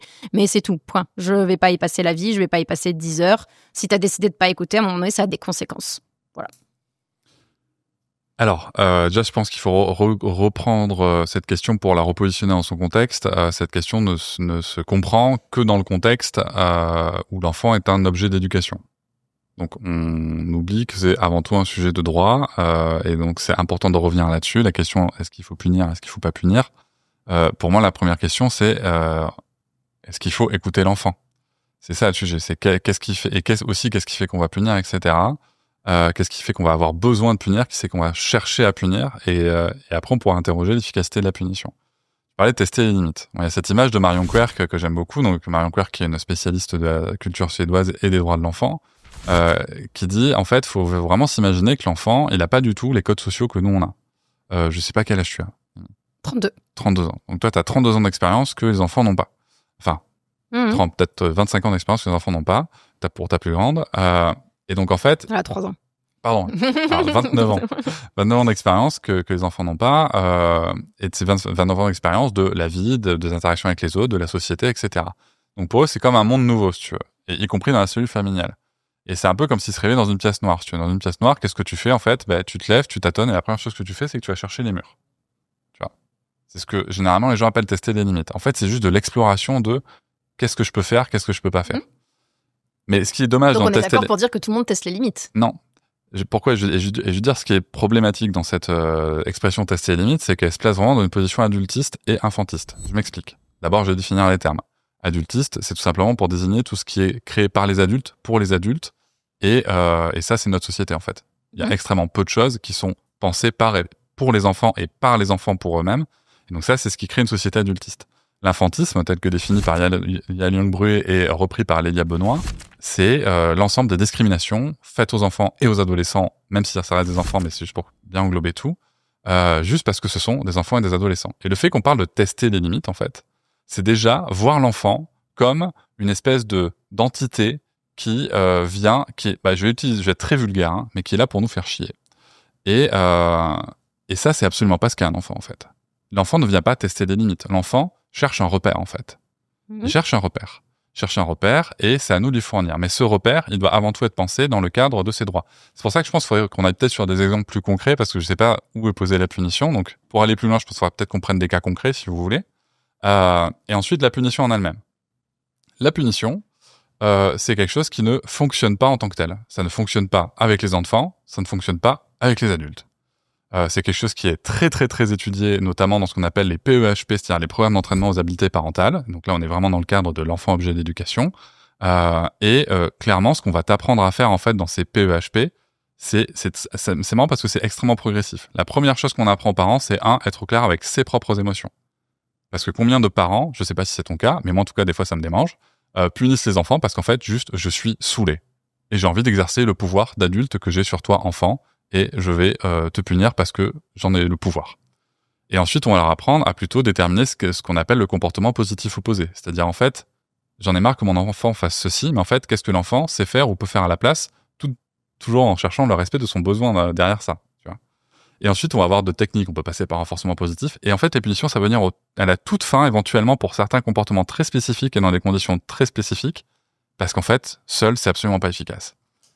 Et on fait le même constat chez les adultes. On voit le taux de récidive pour les crimes et délits dans les 1 an qui est de 31,2%, enfin en grosso modo 32%, et qui passe à 45% dans les 2 ans, dans la France qui est pourtant un des pays les plus répressifs qu'on puisse avoir dans l'Union européenne, on voit bien que même chez les adultes, ça ne marche pas. La punition, ça ne marche pas.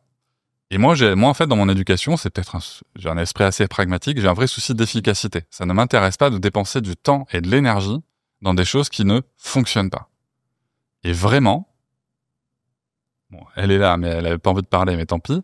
Ma fille n'a jamais été punie, et c'est d'une efficacité redoutable. J'ai un gain de temps et d'énergie par rapport à tous les parents autour de moi que je connais et qui punissent encore, qui d'ailleurs ont quasiment tous arrêté parce qu'ils se sont bien aperçus qu'il y avait un gain de temps et d'énergie formidable, parce que simplement la punition, ça ne fonctionne pas. La seule chose qu'un enfant apprend avec la punition, c'est la peur, la crainte, et aussi à désesquiver.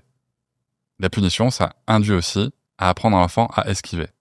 Et tu pourras demander à tous les... Je sais pas, t'as dû être puni quand t'étais petite, Oui. et t'as jamais recommencé. Si, probablement. Ben voilà. T'as juste appris à pas te faire prendre, peut-être. Peut-être. Ça développe le fait d'être malin. Alors, c'est là où je trouve qu'on rentre vraiment dans le côté dogmatique de cette éducation. Éducation, pour le coup, là, je trouve vraiment on est dans une éducation dogmatique. Qu'un enfant est un sujet de droit, emballer, c'est peser, on n'a pas de sujet là-dessus. Je pense qu'il y a quand même un devoir, évidemment, des parents, et que l'enfant, même s'il est un sujet de droit, les parents doivent respecter ça, mais ils ont aussi un devoir d'éducation envers leurs enfants. Quand tu dis que... c'est quoi, adultisme et enfantisme, c'est Infantisme. ça? Infantisme. Ouais. Donc ce sont des règles des enfants par eux-mêmes. Déjà, moi, je pense qu'un enfant est incapable de fixer une règle pour lui-même et qu'en plus de ça, c'est mauvais pour lui. Je pense qu'il n'en est pas capable, qu'il n'en est pas suffisamment mature et que c'est lui faire porter une responsabilité que son parent est censé endosser pour lui. Et c'est là où est mon devoir de mère. Sans vouloir en faire des règles par kilomètre ou des règles très autoritaristes, mais à un moment donné, lui fournir une règle dans une situation précise, donc un mur, une limite, un cadre, appelle ça comme tu veux. En attendant, ça reste une limite. Ça reste une règle que je lui ai fixée parce que je sais que c'est la meilleure chose pour elle. Je vais jamais me dire viens si tu veux, on discute de la règle ensemble. Viens si tu veux, on échange là-dessus et peut-être que la règle peut évoluer si tu penses que c'est pas bien pour toi. Non, tu as 3 ans, tu ne sais pas ce qui est bien pour toi. Donc moi, je suis ta mère. Évidemment que je vais le faire avec le plus de bienveillance possible. Évidemment que je vais le faire en me disant que si je t'impose cette règle, c'est que je pense qu'elle est bien pour toi. C'est pas une règle pour une règle. C'est pas une règle pour le plaisir d'être autoritaire. Par contre, ça va être une règle parce que à ce moment-là, c'est ce que je considère être le mieux pour toi. Quand tu as utilisé le mot discrimination pour dire que une fois qu'on pose un cadre d'autorité, on discrimine. Non, j'ai utilisé le mot discrimination juste pour définir l'infantisme. Pas discrimination avec donc sur l'infantisme et donc sur le fait que donc en fait à partir du moment où il y a une règle, à partir du moment où on impose quelque chose, donc on apporte une discrimination à l'enfant. C'est ça que tu dis? Non, du tout. Non, mais tu vois, c'est là où il y a un vrai sujet d'incompréhension sur ce qu'est une règle et ce qu'elle n'est pas. Et ce qu'est le cadre, c'est que il y a quand même la responsabilité parentale. Nous, tu vois, par exemple, chez nous, les limites, il y en a. Il y en a 3. C'est la santé, la sécurité et le respect d'autrui. Voilà. Tout le reste, ça se discute. Ok. Mais donc, par exemple, le respect d'autrui, aujourd'hui, elle est mal lunée, elle est fatiguée, je sais pas. Elle veut pas dire bonjour. Elle veut pas dire bonjour. À qui? À d'autres personnes, voisins ou je sais pas à qui, à quelqu'un qu'elle croise, à qui toi tu dis bonjour, elle veut pas dire bonjour. Donc tu fais quoi? À 3 ans? Je m'en fous. Bah pas moi. Je l'oblige à dire bonjour. En fait, c'est là où tu vois, tu parles d'une limite du respect d'autrui. Bah, le respect d'autrui, ça passe par dire bonjour, merci. Ah non, c'est pas. Donc, pour moi, ça, c'est pas le respect d'autrui. Et puis il y a aussi un sujet de connaissance du développement de l'enfant, ce qu'on appelle les conventions sociales avant 6-7 ans. Ouais, mais on est là pour leur apprendre. En fait, ouais, mais c'est juste un automate. Ouais, mais après. J'entends, mais j'ai bien compris la vitrine. Il faut que l'enfant soit poli parce que sinon c'est toi qu'on regarde. Ouais, bien sûr. Mais moi, ce qui m'intéresse, c'est que l'enfant comprenne pourquoi on fait les choses. Moi, j'ai pas envie d'avoir un perroquet qui répète bonjour parce que je lui dis de dire bonjour. J'ai envie d'avoir une personne qui comprend que bonjour, c'est une marque de respect, c'est une marque de considération de l'autre en tant qu'être humain, en tant que personne qui doit être considérée parce qu'on a tous et toutes les mêmes dignités. Et c'est ça que je veux que l'enfant comprenne. Avant un certain âge, en fait, ça ne fait pas sens pour l'enfant. Après, tu peux avoir quelqu'un qui répète. Ouais, mais je lui demande pas de faire sens, justement. Je lui demande pas d'avoir un jugement là-dessus. Je lui dis pas, est-ce que tu peux réfléchir si c'est bien ou pas de dire bonjour? Parce que nous n'avons pas le même objectif, toi et moi, dans notre éducation. Et en plus de ça, je vais aller plus loin. C'est qu'elle doit dire bonjour monsieur ou madame, systématiquement. Si elle dit que bonjour, je la reprends et je l'oblige à dire bonjour monsieur ou bonjour madame. Ben ça, c'est Non, pas je mon te taquine, problème. je te taquine. C'est pas mon problème. Non, c'était juste pour être taquin. Mais, Mais du coup, non, elle doit toujours dire ça. Et je ne me pose même pas la question de savoir si elle a compris pourquoi est-ce qu'elle devait faire ça. Mm. Mon rôle à moi, c'est de l'éduquer, donc au respect des autres. Et donc, à partir de ce moment-là, c'est dès maintenant, puisqu'elle a la parole et que donc elle sait dire bonjour, c'est qu'il n'y a pas d'autre choix que de dire bonjour, que de dire merci. On est au restaurant, le serveur, il amène son assiette. Elle doit dire merci monsieur, en fait. Si elle dit pas merci monsieur, il se passe quoi? j'enlève son assiette et j'attends qu'elle dise merci monsieur. Et après, elle pourra manger. D'accord. Voilà. En fait, le monsieur, il travaille, il est là. Et là, tu penses, tu apprends de la politesse. Je lui apprends qu'elle est obligée de le faire, en tout cas. Ok. Voilà. Mais tu lui apprends pas que c'est par respect pour les gens. Mais... Si, je vais lui expliquer, je vais peut-être lui dire, le monsieur, il travaille, il est venu t'apporter ton assiette, t'es contente d'avoir ton repas, donc tu peux lui dire merci d'avoir ton repas. Mais ça, tu peux lui dire. Sauf qu'elle peut aussi ne pas dire bonjour. Et ça va venir sur le long terme, tu vois. Ouais, mais alors ça, pour le coup, moi, c'est pas le long terme, c'est pas mon problème, tu vois. À ce moment-là, le monsieur, il mérite pas qu'elle lui dise pas merci, c'est tout. Sauf que la parentalité, c'est un marathon, c'est pas une... Ah bah ça, on est tout à fait d'accord. Mais si tu penses pas au long terme... Mais du coup, je vais lui dire bonjour et merci pendant des années, je vais l'obliger à le faire. C'est tout. Je vais pas attendre que maintenant, jusqu'à ses 6-7 ans, pendant 3 ans, elle dise bonjour et merci à personne ou au gré de ses envies. Mais tu vois, sauf que des fois, ça dépend. C'est intéressant ça comme point. D'ailleurs, dites-nous en commentaire comment vous voudriez éduquer vos enfants. C'est toujours extrêmement précieux de pouvoir construire un espace commentaire rempli d'idées et de débats. Je vous remets dans la vidéo. Tu vois, moi, ma fille, quand elle m'accompagne à des événements, quand c'est en petit public, quand c'est des petits groupes, elle va facilement dire bonjour. Elle m'a accompagné, je donnais une conférence l'autre jour. Elle était impressionnée par le nombre de personnes. On parle pas de la même chose. Oui, mais on parle pas du même âge non plus. Ouais, non, mais je vais pas aller l'obliger si elle a peur d'une masse à dire bonjour à tout le monde. Je t'explique juste qu'il y a des contextes, tu vois. Ah non, mais et après, je pense aussi que, encore une fois, on n'a pas le même objectif éducatif. Moi, je vise le respect de ses droits et la revendication du respect de ses droits. Quand tu me dis, elle est là pour obéir et un enfant de 3 ans ne peut pas décider pour elle-même, donc ça contrevient à ses droits. Ça, c'est... Non, je pense pas. Si, ça contrevient à ses droits. Ses droits, c'est d'être en bonne santé. Ses droits, c'est d'être respecté. Ses droits, c'est de ne pas être maltraité. Je t'ai amené, si tu veux, les 12 droits principaux du droit de l'enfant. C'est quelque chose qui a été fait par le défenseur des droits. Tu pourras y trouver le droit d'être écouté, le droit d'être protégé et aussi, bien entendu, le droit de choisir pour les sujets qui le concernent. Ah ouais, mais eu égard, encore une fois, à son âge, à son degré de maturité. Donc, c'est complètement dogmatique de penser qu'à 3 ans, un enfant peut décider pour lui-même. Alors, ça n'a rien de dogmatique. Si, moi je pense qu'à 3 ans, il ne peut décider de rien. Alors, écoute... Le mot dogmatique, ça fait 3 fois que tu l'utilises. Ouais, même plus peut-être, mais parce que je pense que c'est vraiment idéologique. Ça sort un peu facilement, c'est pas idéologique. Ça fait partie des droits de l'enfant. Si tu juges que les droits de l'enfant sont idéologiques, il n'y a pas de problème, c'est ton droit, mais tu as un souci avec toute la communauté internationale. Je pense alors encore une fois, c'est en fonction de l'âge et de la maturité, mais à 3 ans, un enfant ne peut décider de rien pour lui-même. Si, un enfant, il peut décider s'il préfère de la confiture de fraises ou d'abricots sur sa tartine quand même, à 3 ans. Ouais. Donc déjà, il peut décider. Ok. À 3 ans, personnellement, moi, j'estime qu'un enfant peut décider de la tenue qu'il va porter. Et comme je te le disais tout à l'heure, tu peux très bien, toi, te dire, pour moi, c'est super important qu'elle soit coordonnée, donc je vais lui mettre un choix de 3 tenues et je vais lui laisser l'autonomie, l'envie de décider par elle-même ce qu'elle va porter dans ces 3 tenues. Pourquoi pas, tu vois? Ça me semble intéressant pour développer l'autonomie. Parce que un des buts de l'éducation, pour moi, c'est de faire des citoyens et des citoyennes qui ont compris que leur droit est important, tout comme les droits des autres. Bah oui. Et chercher à avoir un enfant qui se développe en comprenant que la personne qui a le pouvoir, il faut lui obéir, le parent, je pense pas que ça fasse des citoyens très éveillés. Moi, je pense que c'est... Alors, est-ce que c'est bien ou pas? Je sais pas. Mais je pense que c'est toujours comme ça. Je te dis pas que c'est bien ou mal. Je te dis qu'on a clairement une divergence. Dans la société, de fait, ils seront obligés à un moment donné d'obéir. Pourquoi? De toute façon, tu dois obéir dans un cadre professionnel, dans un cadre amical. Tu dois obéir à la personne qui a le pouvoir. D'accord. De toute façon, tu peux pas dire à ton enfant, même si, encore une fois, c'est un jugement à un moment donné où je sais pas si c'est bien ou pas, mais tu peux pas dire à ton enfant que dans sa vie, il sera pas obligé d'obéir à un moment donné.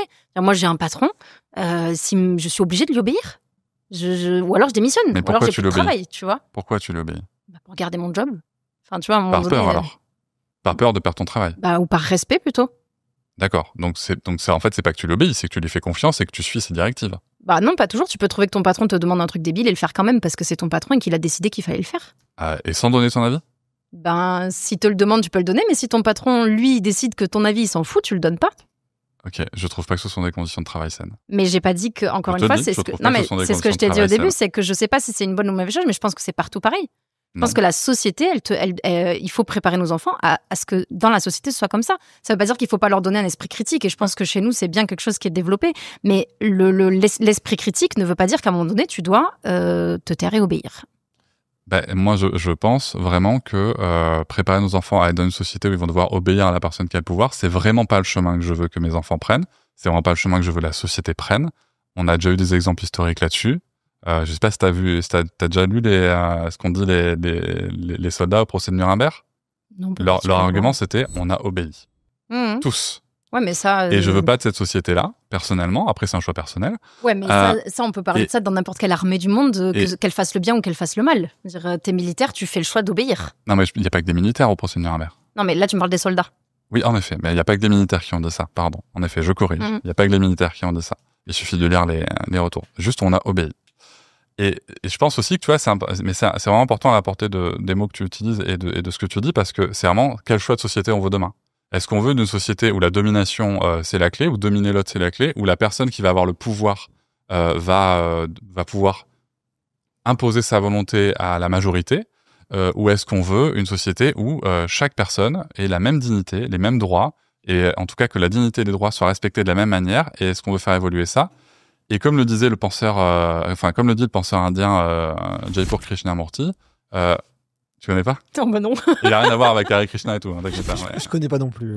Mais en fait, il pose la question est-ce que c'est vraiment un signe de bonne santé mentale que d'être adapté à une société malade, tu vois? Ouais, mais ça, je l'ai entendu dans un de tes podcasts, donc je suis pas surprise de l'argument.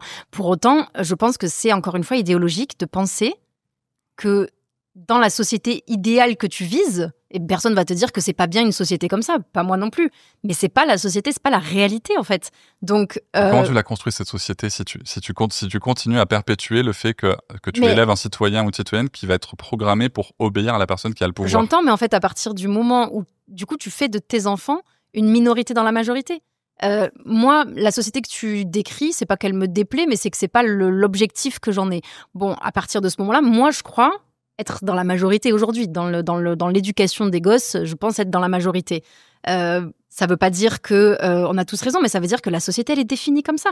Et ça veut dire aussi que du coup, toi tu penses faire le meilleur choix pour une société de demain en faisant de tes enfants les citoyens que tu espères pour la société idéale de demain. En leur donnant les cartes. Mais de fait, ils vont pas grandir dans la société que tu imagines. Je pense qu'il faut. Mais toi non plus, ils vont pas grandir dans la société que tu imagines. Aujourd'hui, on est dans un monde de crise multiple. Ils vont quand même grandir dans une société d'autorité, de hiérarchie. Aujourd'hui, pas forcément. Aujourd'hui, on est dans un monde de crise multiple, d'accord. Et un des grands défis de la parentalité, c'est de bien comprendre que nos enfants, on les prépare à une société qu'on ne connaît pas, qu'on ne connaîtra pas. Nos enfants, nos parents, en tout cas moi, tu vois, je suis né dans les années 80. Mes parents avaient absolument pas conscience que j'allais grandir dans ce monde-là, tu vois. Et tous les parents, en fait. Donc ça, c'est quelque chose qu'il faut comprendre. Et c'est pas moi qui le dis, c'est le défenseur des enfants, Éric Delemare, dans mon podcast, du coup. Surtout que là on est dans un monde de crise multiple, et si on commence à se dire qu'il faut abandonner les droits non mais, ou si tu veux qu'on doit leur apprendre que tant que la personne qui a le pouvoir il faut lui obéir quitte à ce qu'elle ne respecte pas tes droits, moi ça me pose un énorme problème. Et la société elle est vivante, elle évolue, parfois en mieux, parfois en moins bien. Et moi je te dis qu'on n'a pas les mêmes objectifs éducatifs. Moi je veux pas en effet que mes enfants se disent que devoir obéir à une personne qui a le pouvoir, y compris quand elle respecte pas nos droits, c'est une bonne chose. Moi, je suis absolument pas d'accord avec ça. Selon toi, ça a été quoi votre plus grand point de désaccord aujourd'hui? La société qu'on vise. Voilà, et la nécessité de créer des citoyens et citoyennes qui ne vont pas obéir à la personne qui a le pouvoir selon la demande qui est faite. Moi, je pense que évidemment qu'il faut leur donner l'esprit critique, et ça, c'est quelque chose. Alors, chacun a son propre prisme d'esprit critique et militant. Toi, tu vas leur apprendre à ne pas avoir de stéréotypes de genre, par exemple. Ce que moi, je ne vais pas apprendre à mes enfants. Pour autant, je vais leur apprendre à avoir un autre esprit critique sur d'autres sujets. Chacun va avoir son affinité propre au militantisme. Moi, j'ai pas envie d'en faire des bons petits soldats qui obéissent à la moindre consigne ridicule, ce que moi-même je ne fais pas. Pour autant, il y a besoin à un moment donné d'avoir un curseur. Tu peux pas dire je vais jamais obéir à ma hiérarchie, même si elle me dit un truc débile. Moi, si j'obéis à un moment donné à quelque chose que j'estime débile, si ça n'intente pas à mes droits, je me sens pas bafouée parce que j'ai obéi un truc que je trouve stupide. C'est pas parce que je le trouve stupide qu'il a intenté à mes droits. Pour autant, j'ai l'esprit critique suffisamment pour me dire, ok, ben là, si moi je décidais, je l'aurais pas fait. Pour autant, là, aujourd'hui, à cet instant, je suis pas en position de décider. Et c'est comme ça que fonctionne toute la société, que ce soit la vie professionnelle, mais même ta vie relationnelle, tu vois.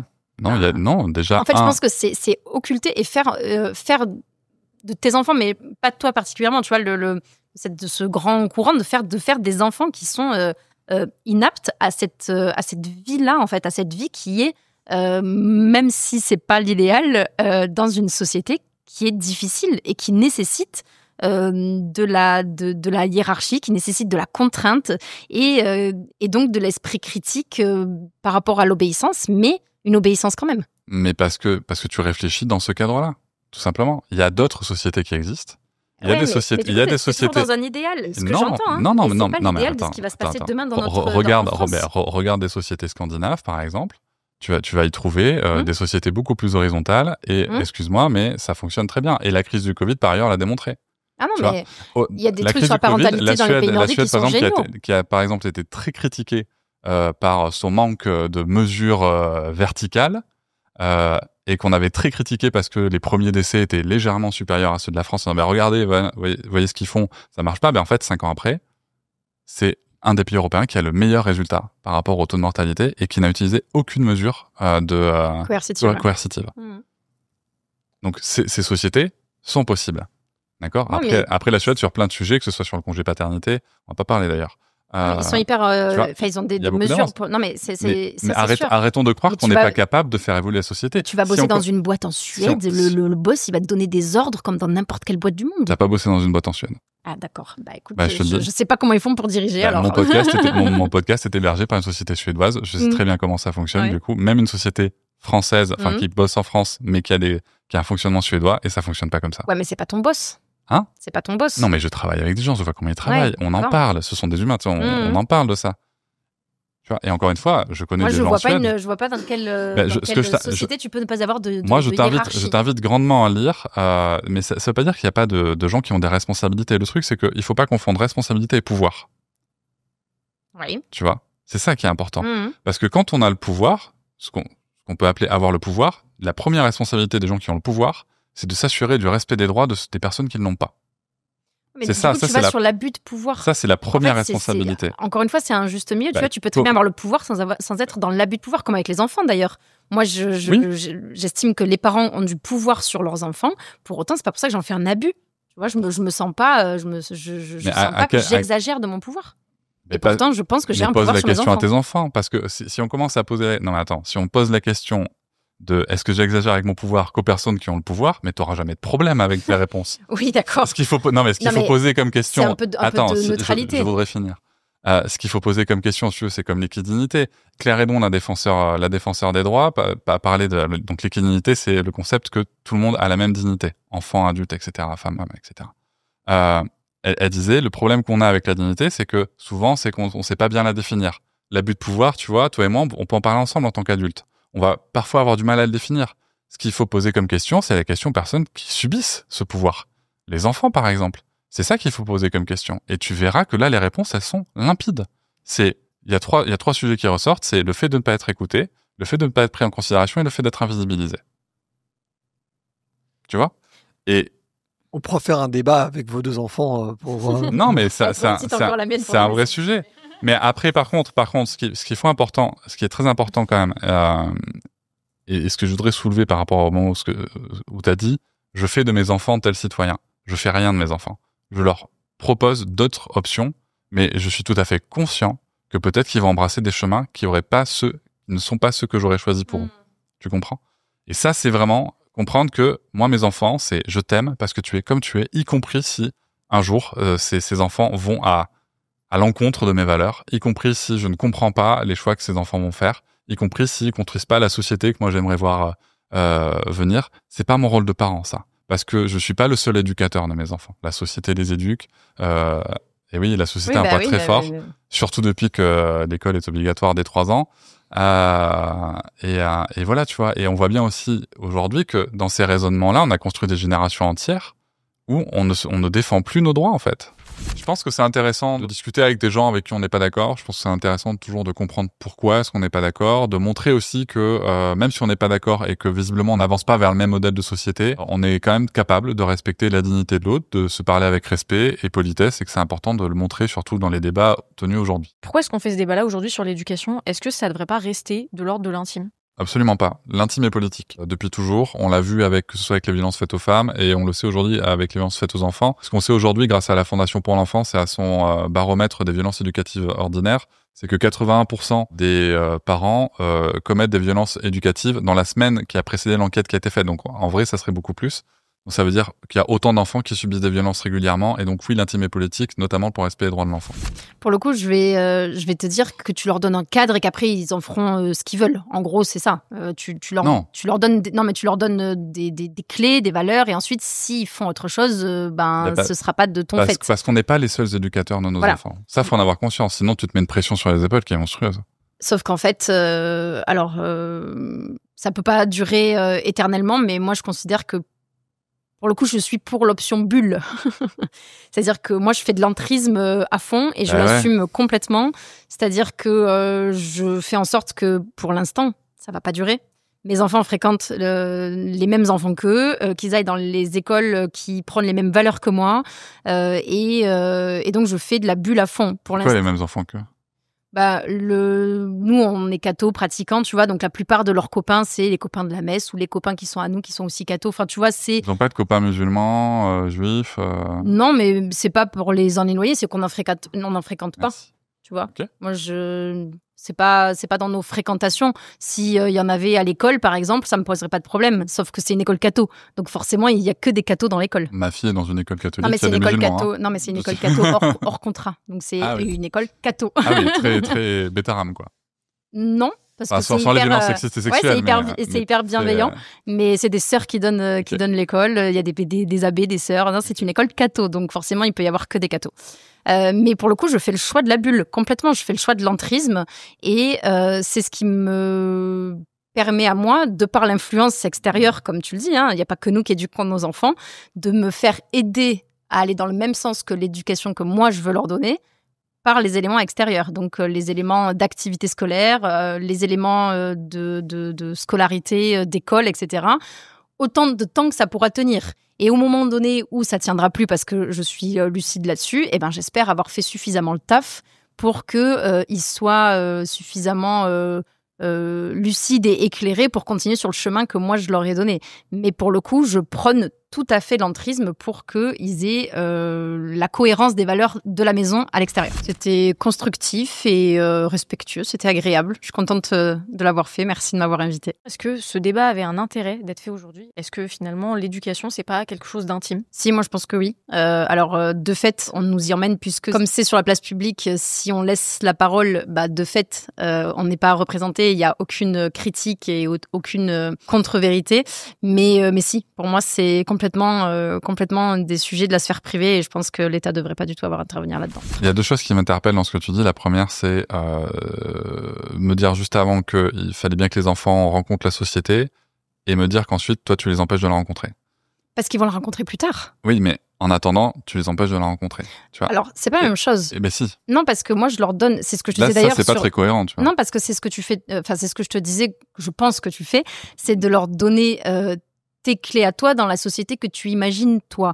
Moi, je pense que cette société, elle est pas la même que celle que tu imagines, même si celle que tu imagines n'est pas mauvaise, mais c'est pas la réalité. Donc, la société, la réalité, moi, elle me convient pas non plus. Pour autant, je sais que c'est dans celle-là qu'ils vont devoir évoluer. Donc, autant de temps que possible, je vais les en préserver. Et au moment donné où, de toute façon, ils n'auront plus d'autre choix que d'être dans cette société-là, j'espère avoir donné le maximum de clés pour qu'ils aient l'interaction et le jugement nécessaire pour évoluer avec les bonnes valeurs dans cette société. Donc, tu veux les préserver une société que tu juges pas très bonne, tout en voulant qu'ils y soient adaptés. Je pense pas que tu puisses faire autrement. Je pense pas que tu puisses évoluer dans la société sans t'y adapter. Je pense qu'il faut faire autrement. Ouais. Et tu vois, c'est là où la citation de Jayadhu Krishnamurti prend tout son sens. C'est que à un moment, si cette société, que beaucoup de gens disent malade, qui génère de la souffrance, qui génère des inégalités, qui génère beaucoup d'injustices, on se dit, on va continuer à perpétuer les mêmes codes qui font qu'elle subsiste. c'est sûr qu'on va pas aller loin et nos enfants vont pas aller loin. J'aimerais qu'on termine par un petit format où en fait le but c'est de noter sur 10 le niveau de sévérité ou de fermeté auprès de votre enfant en Ça n'a pas fonction de des sens. situations. Je te répondrai. Enfin, vas-y, Tu pose ta répondras question. 0 pour tout? Non, parce que c'est pas 0, c'est que la question est mal posée. Ok. Mais je t'argumenterai autrement si tu veux. Mon enfant refuse d'aller à l'école. Très sévère. Bah ok, on va reprendre l'instruction en famille. Mon enfant oublie de ranger sa chambre. Non, je vais la ranger avec elle. Tranquille. Enfin, moi, elle a 3 ans, je vais pas l'engueuler parce que sa chambre est pas rangée. Je vais la ranger avec elle. Bah déjà, pour qu'elle l'oublie de ranger sa chambre, c'est-à-dire qu'il faudrait qu'elle le fasse à un moment très précis. Et nous, c'est pas vraiment très précis. En fait, c'est pas comme ça que ça fonctionne. Si, alors moi, pour le coup, elle se couche jamais le soir sans que sa chambre soit rangée. Ok. Donc, si il est 19h et que sa chambre est pas rangée, on va tout ranger vite fait. Après, on a une salle de jeu, donc on n'a pas ce problème. Ouais, voilà. Ok. Ça aide vachement. Mon enfant tape un autre enfant. C'est difficile. Bah, là, après, pareil, faut réparer. Et je pense que la meilleure façon de réparer, c'est encore une fois de faire se rencontrer les droits. C'est-à-dire que tu as comprendre qu'est-ce qui fait que l'enfant a tapé. J'étais en colère et ma machin. Ok, donc toi, tu as le droit d'être en colère. Par contre, la colère, on l'exprime pas comme ça. Et l'autre enfant a le droit d'être en sécurité et de ne pas être frappé. Donc déjà, on va réparer. Donc en faisant appel à l'empathie, comment est-ce que l'autre enfant sent? Demande-lui, il est triste, il se sent peut-être traité injustement, etc. S'il a mal, on va essayer de le soigner aussi. Faire appel à l'empathie et voir ensemble ce qui aurait pu être fait à la place et ensuite surtout trouver une solution. Et ça dépend de l'âge aussi, je précise quand même. Je vais Ouais, dépend de l'âge, parce que je vais non, mais parce discuter. qu'à Les questions, Ouais. je t'accorde que les questions sont pas. non, mais à 3 ans, tu vois, par exemple, c'est pas la même chose qu'à 6 ans. C'est un geste presque réflexe en fait. Donc elle est encore petite, mais je vais quand même discuter d'abord. Mais par contre, si par exemple l'histoire c'est il m'a tapé donc je l'ai tapé, je vais pas la gronder. Par contre, c'est il m'a. Tu vas me la féliciter. Non, mais je vais pas lui dire de pas le faire. Par contre, si c'est elle qui l'a tapé, même s'il y a une raison, là, je vais quand même lui expliquer, lui demander de pas le faire et l'obliger à présenter des excuses. Et une dernière question que je vais vous poser, c'est une idée, une phrase ou un concept sur lequel l'autre vous a fait réfléchir pendant ce débat. Pour le coup, j'ai passé des heures sur Papatriarcat depuis 3 semaines. Je suis la meilleure auditrice depuis 3 semaines. Mais pour le coup, ça m'a fait vachement réfléchir et ça m'a permis d'affiner ma pensée. Ça m'a permis de savoir sur quoi j'étais exactement pas d'accord. Puisque du coup, moi, je voyais ça de façon très éloignée. Je savais que j'étais globalement pas d'accord, mais là, ça m'a permis de creuser, d'entendre des références, de comprendre pourquoi, de m'interroger sur savoir pourquoi là, j'étais pas d'accord, de me dire, ok, le principe, en fait, évidemment que je suis d'accord, mais ces applications, c'est pas les miennes. Enfin, du coup, non, moi, ça m'a vachement aidé d'être invitée. Merci beaucoup, parce que ça m'a permis de creuser le sujet et de m'y intéresser de façon plus, pas professionnelle, mais en tout cas, scolaire. Voilà. Ok. Non, bah après, moi, vraiment, la réflexion que je retiens là, c'est la nécessité de briser le cercle de l'obéissance absolue. Voilà, c'est vraiment quelque chose qui me semble nécessaire pour les sociétés et qui est confirmé par cet échange, quoi. C'est la nécessité d'arrêter ça, quoi. Émilie, Cédric, merci infiniment. C'était Merci passionnant. beaucoup. J'ai à titre personnel pas d'enfant, en tout cas pas encore, mais je peux être certain que je réécouterai cette Très bon livre. émission le jour où ma femme sera enceinte ou on en sera dans cette perspective. J'enverrai mon livre si tu veux être papa. Avec très grand plaisir. Merci infiniment. Merci beaucoup. J'espère que cette émission vous a plu et vous a permis de réfléchir. Je remercie Cédric Rostin et Amy Fond d'y avoir participé. Donnez-nous vos avis en commentaire. Et puis si ce sujet vous intéresse, on a organisé un débat entre 2 profs sur un sujet relativement similaire. Je vous mettrai le lien en description. D'ici là, portez-vous bien et on se retrouve très bientôt pour d'autres vidéos sur le crayon. Ciao.